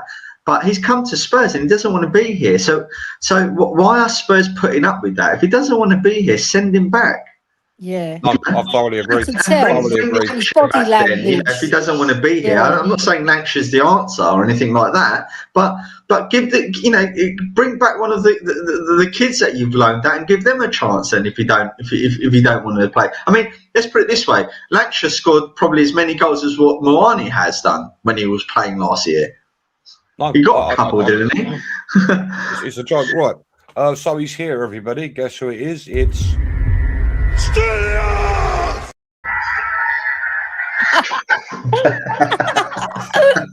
every time you come on this show, mate. Every time. What the hell? How you doing? You all right? Am I that angry in life? No. Listen, that's a badass. Yeah, you are. Great film. You are, yeah. Why do I feel like you've come on here to give me a hard time? Still, you rev up. Like you start off calm and then you rev up. Yeah, it's once Johnny and Lubo start talking, isn't it? Yeah, that's it. Winds me up. Or Scott. Yeah. Scott, Danny, Dietrich, anyway. Danny K. Yeah, you lot all right? How's everyone doing? You good? All right, yeah. Good, thank you. Good. How are you? We're discussing the shit we're going to bring in. Do you know what? I don't ask me why, but I'm going Burnley away tomorrow. I'm actually. Okay. I knew it. Brave man. Shame on you. Do you know what it is? So the guys I go Spurs with, we always go 1 or 2 away games during the year. Like we try and do 1 or 2. I haven't been to 1 all year, and I'm leaving. I'm moving to Cyprus end of February. This is the only chance I've got because the tickets have come available. So if I don't do it, I'm gonna regret it. I know I'm gonna regret it. I'm gonna be effing and blinding all the way home, putting videos out everywhere, cussing. But yeah, it's like that Godfather scene, isn't it? Just when I think I'm out, they pull me back in. Yeah. I hear you. Now those guys that you go to football with, were they the gentlemen I met when we went to the game last time? Yeah. They were lovely fellas, really, really good people. Really good people. Oh no, the other guy I met him first time. He's from the WhatsApp group. Oh, okay, fair enough. Yeah, the one that sat next to you is he's regular. No, Adam's not regular. Oh no. But anyway, Burnley away, bring it on. Oh my God. Yeah. Funny enough, that was the next subject. I do want to ask you though before we go there. Still, what do you make of this transfer window so far? What's going on? Why are we not bringing in players? Why are we not looking at players? Is it a case that we just can't attract the players we want, or is it because ENIC are tight? What is it still? What's going on? Well, partly it's because of deluded fans like you that thought Frank was going to change things. I told you. What did I tell you? Come on here, dig me out. As soon as he comes on. Secondly, fans like Lubo that said he's really excited by the new ENIC 2.0 structure.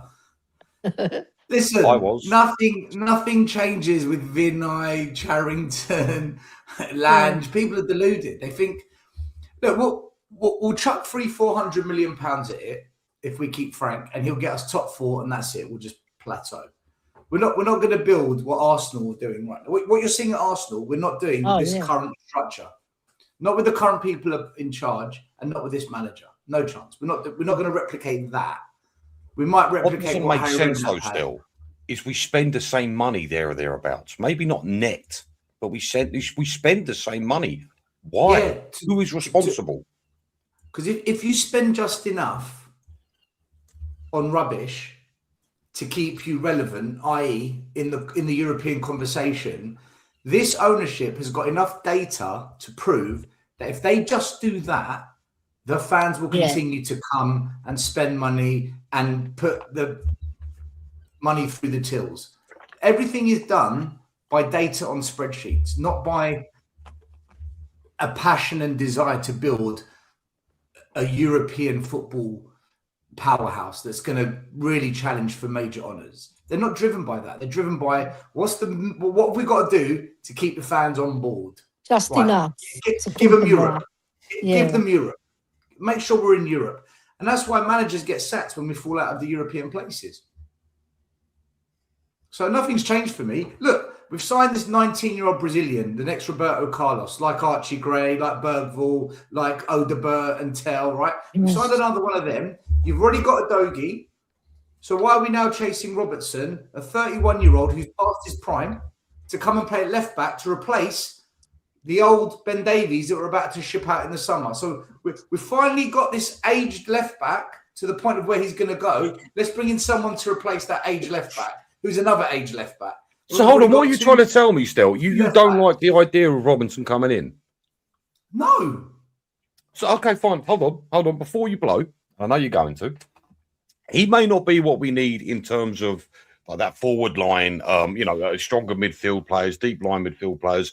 Fine. I'm fully on board with that. But you have to admit, he is a winner. He brings in mentality, a character, leadership, something we are severely lacking at Spurs. This is what I heard. This is what I heard when we signed Joe Hart. Touche. This is the same nonsense I heard. Oh, he's a winner. He won at City. He won at Celtic. He came here last 1 year. See you later. Yeah, because he didn't. It's because. Yeah, but still, that's not necessarily his fault, though, is it? But that's not necessarily his fault, though, is it? It's because the managers that he was playing under didn't get backed. Maz, would Arsenal sign Robertson as part of their championship title plans? No. They signed Yuri Timber. They signed Celine. They signed is that Spanish player, I think. Is it Hincapié? Yeah, it's Hincapié. Hincapié. That look. No, I understand, but I get the point still. I get the point. Their model is to win trophies or to try. Their model is to be successful. No, I get the point. I'm not here to defend what's his face, the keeper. What I'm trying to say is that. Actually, don't worry. I don't know what I'm going to say. I agree with you. Our fans are easily pleased, right? They're going to say, mentality monster, winner. We've got this. He's a little bit different, though. Like he's a little bit different, though. He's a little bit different. If he was 24, 25 years old, like when Kyle Walker moved to Man City, and Man City bought a prime right back, and he went on to win everything with Man City, I get it. We are buying a player who is now on his way down. He's not in his prime. As a wing back, the one thing you need is pace. But we did that with Loriente. Not necessarily. No, but as an example, we did that with Loriente in the same sort of way. But Loriente was useful, right? Now, look, I'm not thrilled with us getting him at all. I'm with you. Yeah. But I'm not going to sit here and pretend that I don't think he's a decent player. I don't think he's a great player. Like you said, exactly like you said, I said that an hour ago. I said that he's way past it, but I think he's a decent player. But here's my point, and it's aligned with Dietrich's point. Why the hell are we getting another defender in? When we need a left winger, we need a striker. It's not that we're just getting another left back in.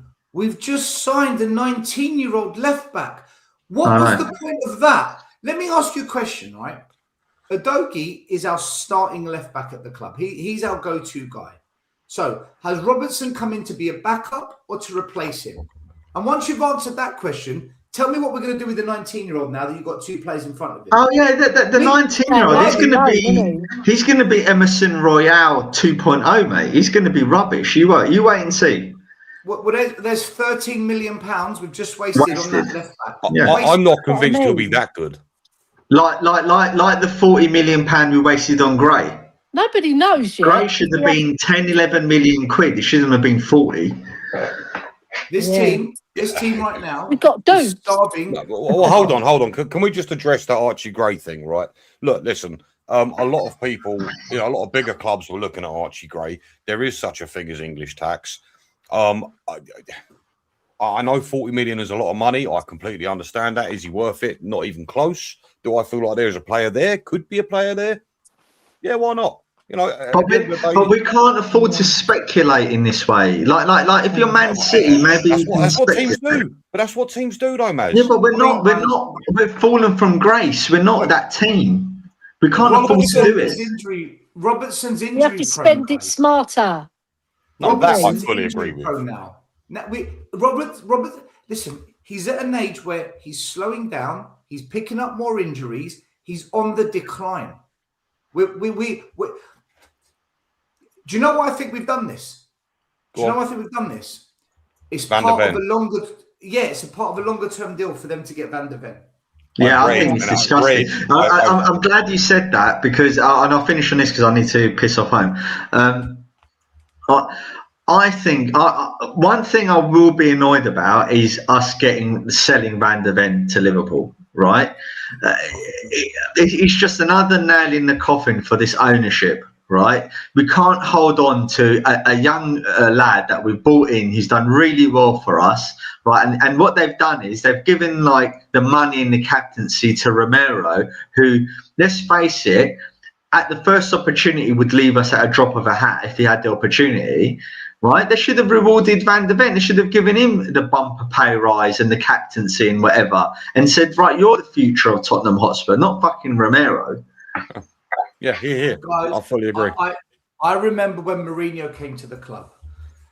Go back and watch Last Word on Spurs when Mourinho came to the club and that transfer window he had that first summer. So he joined us in November. Then he had 6 months at the club. Then he had that summer window. We signed Joe Hart, Doherty. Rubbish, yeah. Go look at all the players we signed, and all you heard on Last Word on Spurs and on many other platforms was winners. We're signing winners, winning mentality. Mourinho's bringing a winning mentality, winners. And I sat there and I thought, hold on a minute. Were they winners or was the club the winner? Realistically, did they really influence the outcomes like a Thierry Henry did, like a Gareth Bale did, like an Eric Cantona did? Did they really win the game or was it the team as a whole that they were part of? And when you look at it, it was the team they were part of. They weren't that match winner. They weren't that player. That's what we did. And then when it all went to shit with Mourinho, no one went back to what they said about, oh, by the way, I got it wrong when I told you we're signing winners and we've got a winning mentality. I totally got it wrong. We're making the same mistake now, Maz. This is the same mistake. I understand and I agree with you. But there's one thing you said that I disagree with. I'm gonna nitpick on it because that's what I do with you.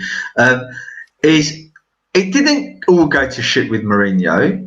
The board made it go to shit. He didn't make it go to shit. Yeah, he didn't. We could have done better. You could argue that we could have finished higher, won more games. We shouldn't have lost to Dynamo Zagreb and all of that stuff, right? But he didn't.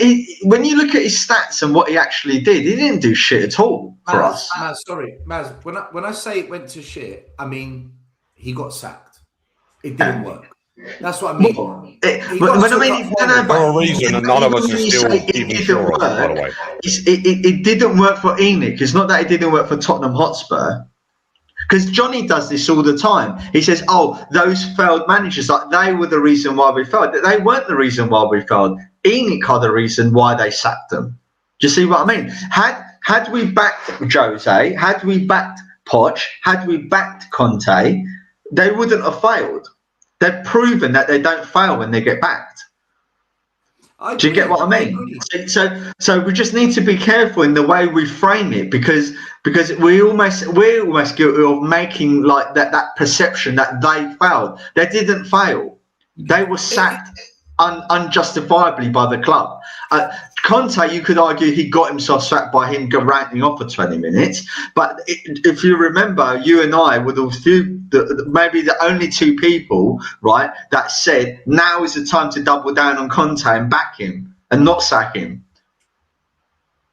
No, listen, I fully agree with you. The point I'm trying to make is this: it's one thing signing winners in their prime. It's another thing signing a winner who's past that winning moment. Yeah, regardless, regardless, he's still on par with the best of what we've got right now at left back. Are you going to tell me he's any? The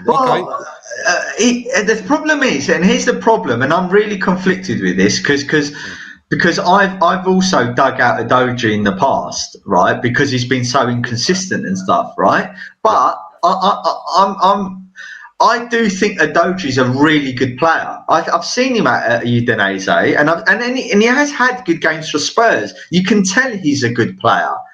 But as with everyone in our squad, when you're under like kamikaze football, when you're under kamikaze football under Ange, you've got you've got a hospital at the Tottenham that injures players and stuff, right? And you're under Frank. What do we expect a lot of these players with potential to do?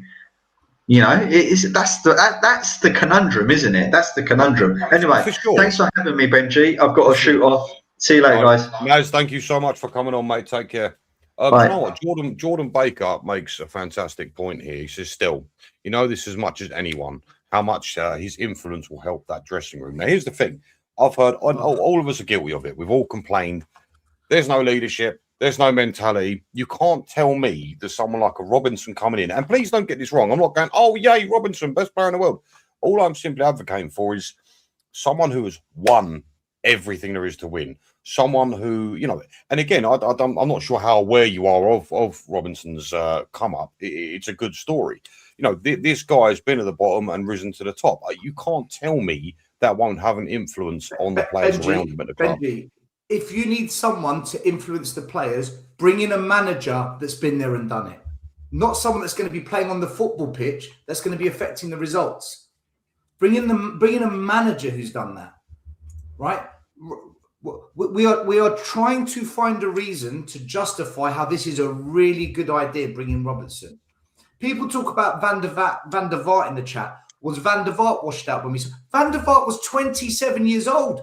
He hit his prime. Van der Vaart was 27 when we signed him.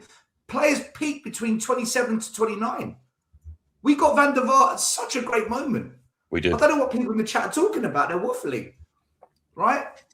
Perisic, yeah. He came to Spurs old. He couldn't run. Now you've got Robertson who's going to struggle to run. This is the Premier League, people. Yeah, but you can't tell me that the Perisic didn't add something to the team when he came in, because I think he sure as hell did. Admittedly, he wasn't fast. What was he, 35, 36? He was really good at crossing the ball. Yes, he was. But he couldn't take on a man because he didn't have pace. He couldn't track back and defend like he was asked to because he didn't have pace. And he got injured easily. So this is what's going to happen with Robertson. You know, I just don't understand it, man. Why can't we just develop Udogie or this? If this 19-year-old kid is so good, then you've got to develop him and he's got to be the answer. Why do we've got 4 left backs at the club now?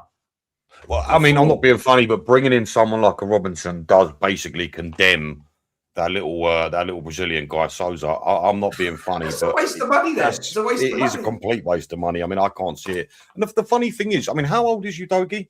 What is he, 23, 22? He's not an older fella, I can tell you that much. I think max he's 24. You know what? Why are you then bringing in a young backup, another prospect? I don't Adogi is see. 23 years old.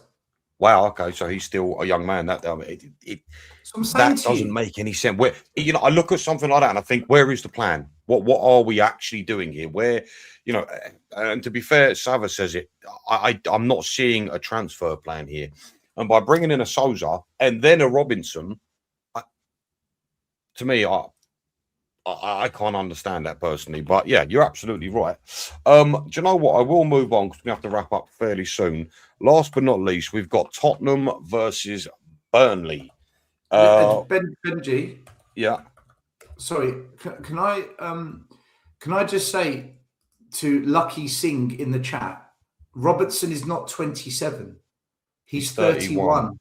Yes. What are you people talking about? Oh, no. He's got it twisted. He's talking about the Fulham Robinson. He's 27. Robinson. That's what it is. Robinson, yeah. Okay, he put Robertson. No. I think he's got that confused. He's talking about the Fulham Robinson, who is 27. Now, right now, Benji, if we signed him, this is a different conversation. Different story. 45 million on the table. He's about to hit his prime. Yep. He's a proven Premier League player. Injury prone. Dietrich, you are right. He is injury prone. That would be the one problem. But if I was to say to you, Dietrich, Benji, let me ask you now, because I know you want to change the subject quickly. If you had a choice right now to spend 40 million on Robertson or Robinson, who would you sign right now? Yeah, Robinson. Well, just to clarify, I'd snap your hand off of Fulham's Robinson. Yeah, Fulham. Yeah. And you've just answered why. And his internet is gone. You are kidding me. I agree with you. Oh no, he's back. No, you cut out. Repeat the last 5 seconds still. Yeah, you froze. You've just confirmed why signing Robertson isn't that much of a good idea, because Robinson is a better option.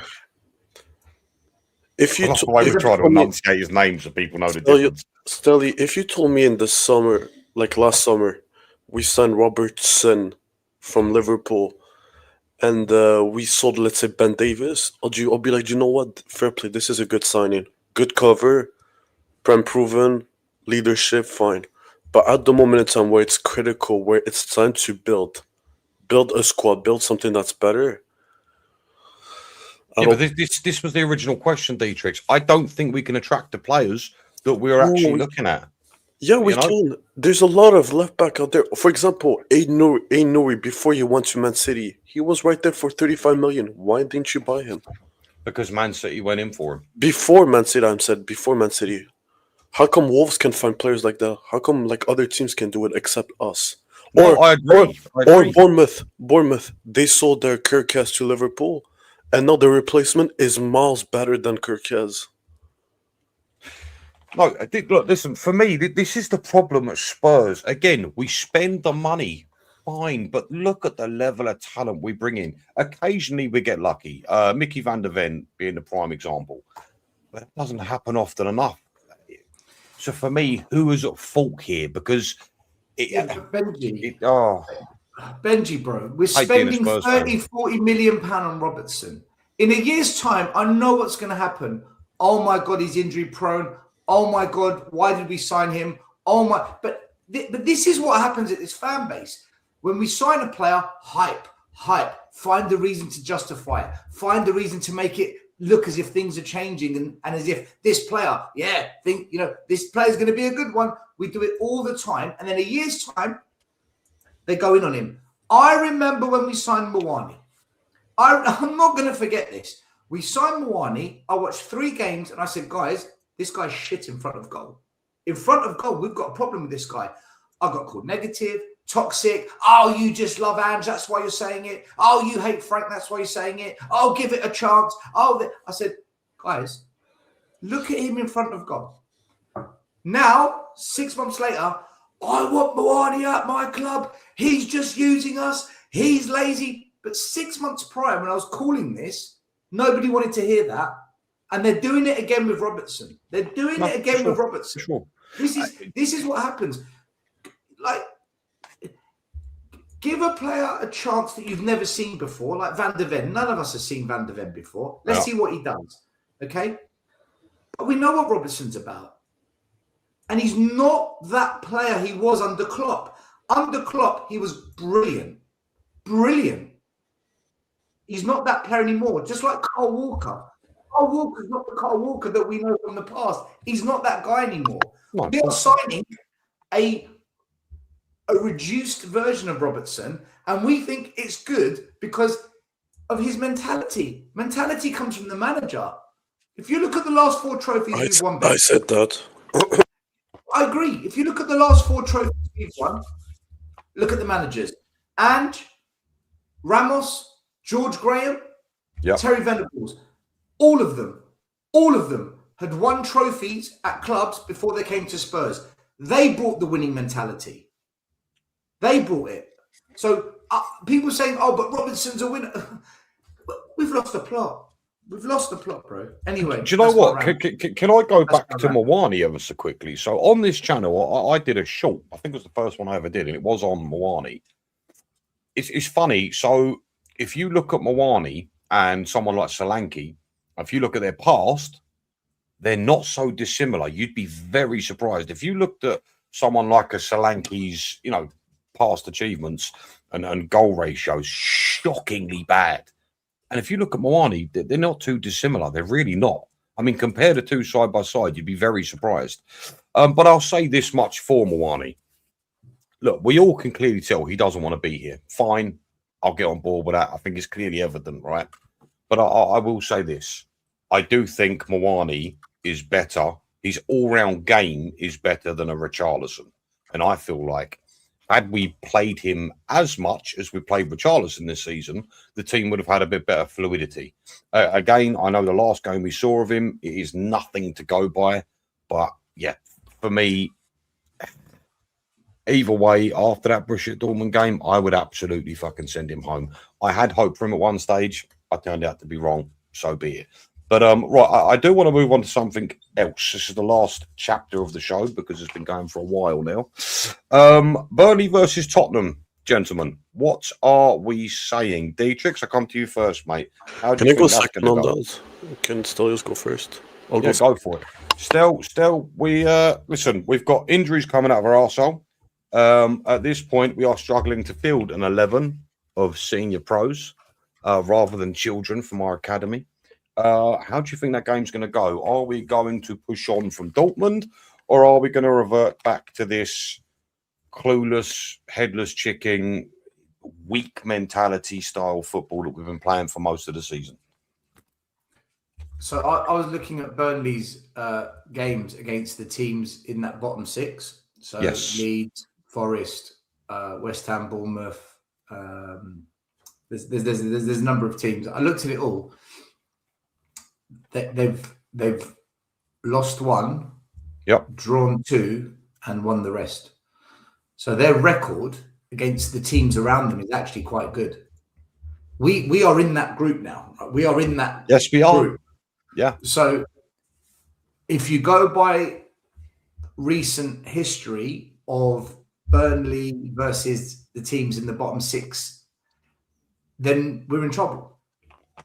But our away record is the second best in the league.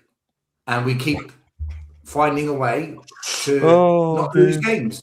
We don't lose games. Other than Arsenal, no one's beaten us on the road. Nobody. Even in Europe, other than PSG, even in Europe, we've found a way to get out of trouble. Monaco, Bodo. So I don't think we're going to lose. I don't. But the question is, do we win?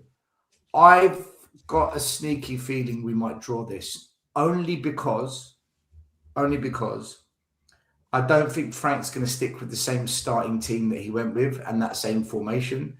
He's going to be forced to change Bergvall because he's injured. Okay. But I bet you he brings back Van der Ven. He brings back Tell. Probably plays Basuma. Maybe brings in Moani. I think Frank's going to go back to his 4-3-3. And I don't like us when we play 4-3-3. I don't think we're a good team when we play 4-3-3. I liked it on the weekend, against Dortmund, when we went 5-4-1, pushed the fullbacks really high up. which allowed the wide players to go even further up. And if you look at the heat map against Dortmund for Udogie, Porro, Odebert, and Spence, their heat map was high up the pitch, which is what I've been saying for months and months and months. The players aren't as shit as everyone makes them out to be. It's the manager. He strategically stinks. And in this game, he did the one thing I said, push them up and play with two up top so that Javi Simmons is free. What did he do? Go look at Bergvall's heat map. He was high and to the right, which freed up Simmons in the middle. We played with two attacking mids. The heat map doesn't lie. And this is what I was saying. If you do that, you'll get more out of Simmons and you'll have better play down the flanks from a left and a right back who are actually attacking fullbacks. So will he do that again? I don't think he will. I think he's going to go back to his 4-3-3 and it's going to be a bit of a stink fest. We might win it 2-1, Benji. We might. I think we probably draw it though. So, and it's going to be because of Frank's tactics. If he goes with the 5-4-1 again, with the two in the attacking mid, and he pushes those players up high on the flanks, we'll beat Burnley. We will beat Burnley if he does that. Do you know what? Actually, now that you mention that, I do want to go back to that Dortmund game ever so quickly. How did you feel coming away from that game? Because for me personally, I mean, look, yeah, great, we got the result, over the moon, but it was frustration more than anything. Because as much as people talk about these players not being good enough, and they're not, what does irritate me is you see them play games like that and you think, this is what you're capable of. Why can you not maintain that during the season? That is something that truly frustrates me, because that first half, I got my Tottenham back. It was great. It was great. We were aggressive. We had purpose. Javi Simmons, best game I've seen him all season. Unbelievable. But my issue is, why can we not maintain that as a club? It just, I don't know, like seeing that performance irritated me more than it made me happy, because I know what these players are capable of. So yeah, anywho, no, fair enough. So you think, so what would the score be for you for Burnley? 1-1. Or if he sticks with the same method that he did against Dortmund, I think we smash Burnley by 2-3 goals clear. I agree. All right, Dietrich, what about you, me old mate? I said predict Dr. Tottenham 2-0 Burnley. Knowing this manager is going to go back to low block. When I said we're not going to do well, we're going to lose, Stelios called me a delusional fan in the past, but it is what it is. I'm expecting us to lose. You're going to answer that? Are you going to answer that, Stel? What was that last bit? You're going to answer for your past crimes?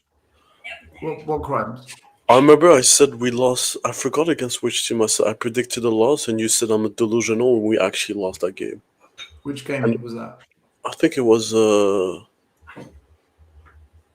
Army. I think it was it was a draw. I predicted a draw. No, a loss against Wolves, but we drew, and you gave me crap about it. Yeah, because Wolves had lost every single game until they played us. And I told you Frank wasn't good enough, and he's gonna be one of our biggest downfall, and you didn't listen. No, but hold on. I predicted that game wrong, but I think 99% of Spurs fans predicted the Wolves result wrong as well, right? So I just wanted to give Frank time to see what he does and how he sets us up. And I've seen enough. He's not a winner. I think he's a loser. And we can spend 400-500 million on him. He'll get us top 4. Ole Gunnar Solskjaer got Man United second place in the league, spending a lot of money. So I expect Frank to do the same. But will Frank win trophies at Tottenham? No. I've seen what he does. I've seen the decisions he makes in games. He's not a winner. Frank is not a winner. 14 years of evidence.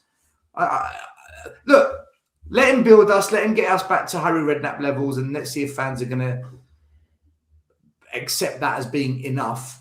But there gets to a point where if we're not winning trophies or we're not getting to finals, the fans will turn on him eventually, whether it's in this season, in 2, 3, 4 years. He'll be gone. He's got a history of being a loser. He's not a winner. Frank is not a winner. And I've seen enough to confidently say I don't think he'll win trophies at Spurs. He'll get us top 4. He'll get us back in the Champions League and probably keep us there for a few years like Redknapp did and Poch. But is he going to get it over the line? No, I don't think he is. No, do you know what? To your credit, still, I will say one of the best points I think you've made in recent history is when you did your analysis on Frank and the sort of manager Spurs need. I think you hit the nail on the head. I think at Spurs, you need a manager to come in that has credit in the bank. And you're right on what you say. Frank just doesn't have that credit in the bank. He's not won anything. Albeit he did well with Brentford. He didn't win the championship to come up to the Prem. You know, look, there's a multitude of things you could say, but I will wrap it up there. I just wanted to say to everyone watching, thank you so much for tuning in and stopping by. We appreciate it. If you could like and subscribe, that'd be brilliant. Benji, you haven't told us what you think is going to happen. Because I don't want to. Because every time I do, no, completely fucking wrong. So I don't want to. So I'm done.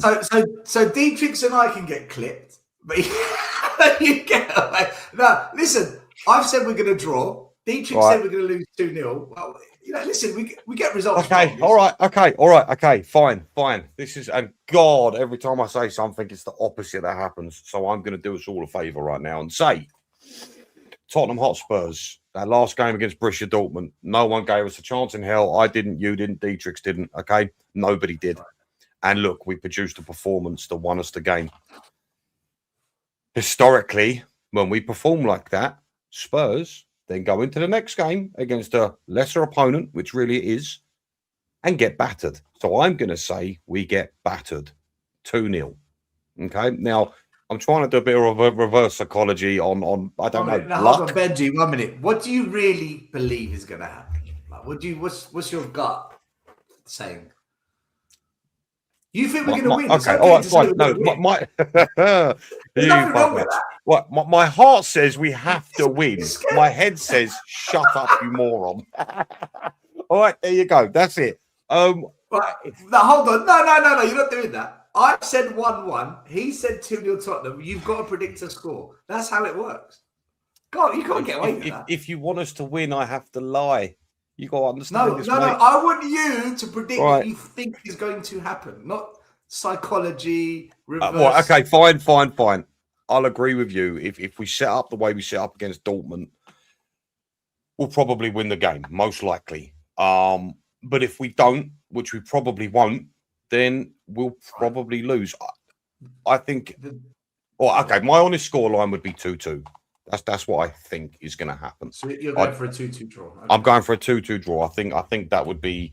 And again, that makes me angry saying that because it shouldn't be 2-2. I feel like we should comfortably be beating Burnley, but I don't know. Maybe my head's stuck in the past. I don't know, but I feel like we should be. I thought Lubo was the only person.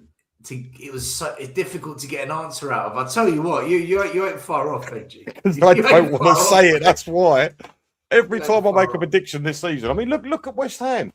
Well, I sat there and I said, there is no way we lose this game, and we go and lose it. Liverpool. I said, what did I say about Liverpool? This game is for the taking. I think we can do Liverpool here. Look what happened.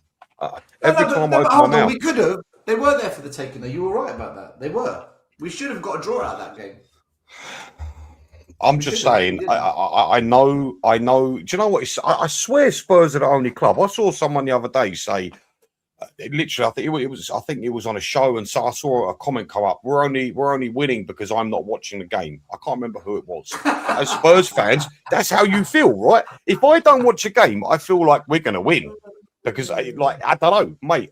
We might be the only club that's like that. The only fans that are like that. I have no idea. Can I ask you a question? If we draw tomorrow, do you think it goes toxic? That's a good question. If we lose, it will 100%, right? But if we draw, do you think it goes toxic? Because I'm going to be there. I don't know what kind of mood it's going to be. Do I think it's going to be toxic if we draw? What a question.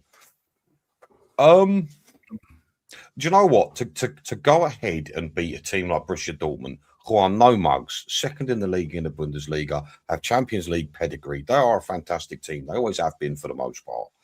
And then to go and draw to Burnley, I can't see that going any other way than toxic, if I'm honest with you. I mean, Jesus, you saw what happened at West Ham, mate. That That was real bad. You know, an entire 17,000 stand chanting at Frank getting sacked in the morning. I think that tells you all you need to know about the levels of toxicity that go on at Spurs at the moment. But yeah, I think if we draw, it probably will go that way, mate. Would you agree? But if we draw, Bournemouth and Leeds win, we go 16th. Don't say that. And then we are. No, we are. Please. Look at the table now. Well, actually, no. We go joint. We go joint with Leeds. We stay above them on goal difference. We won the Europa League last year, by the way. Just going to throw that out there.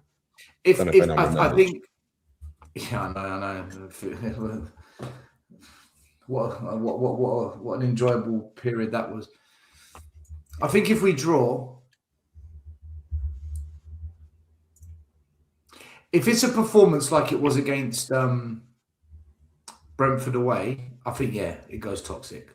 If it's a performance like it was where we were crap first half, but really good second half against Brighton away, I don't think it goes toxic. I think so. It depends on the intensity and the intent of the. So you're basing this off of the team performance. Yeah. Okay, do you know what? That's completely fair, because I think even when Spurs lose, but the team perform well, they show desire and willingness. It never feels as bad, does it? And I think far too many times this season, the games we've lost and some of the games we've drawn, you come away deflated because you just feel like the team have not put the effort in. And again, this season, I've been really on the fence as to whether or not, is it the players? Is it Frank? I mean, after that West Ham game, I kind of made my mind up. I said it was Frank. It has to be Frank. But yeah, no, do you know what? I can absolutely get on board with that. I think you're right. Depending on the level of performance, should it be a draw, whether it goes toxic or not, I think that's fair. Yeah, we'll have to wait and see. I, for one, am not looking forward to it. So, yeah, it's going to be good. But I will wrap it up there. Dietrich, Still, and all my other guests, thank you so much for coming on. I am massively grateful. Anyone that stopped by as well and watched, thank you very much. We will see you next time. I'm going to try and pump out a bit more content for Danny. Hopefully he's on the next one, because I know you prefer him, but it's all right. It's okay. I'll get there. But yeah, thanks again, and see you next time. Come on, you Spurs. Gotta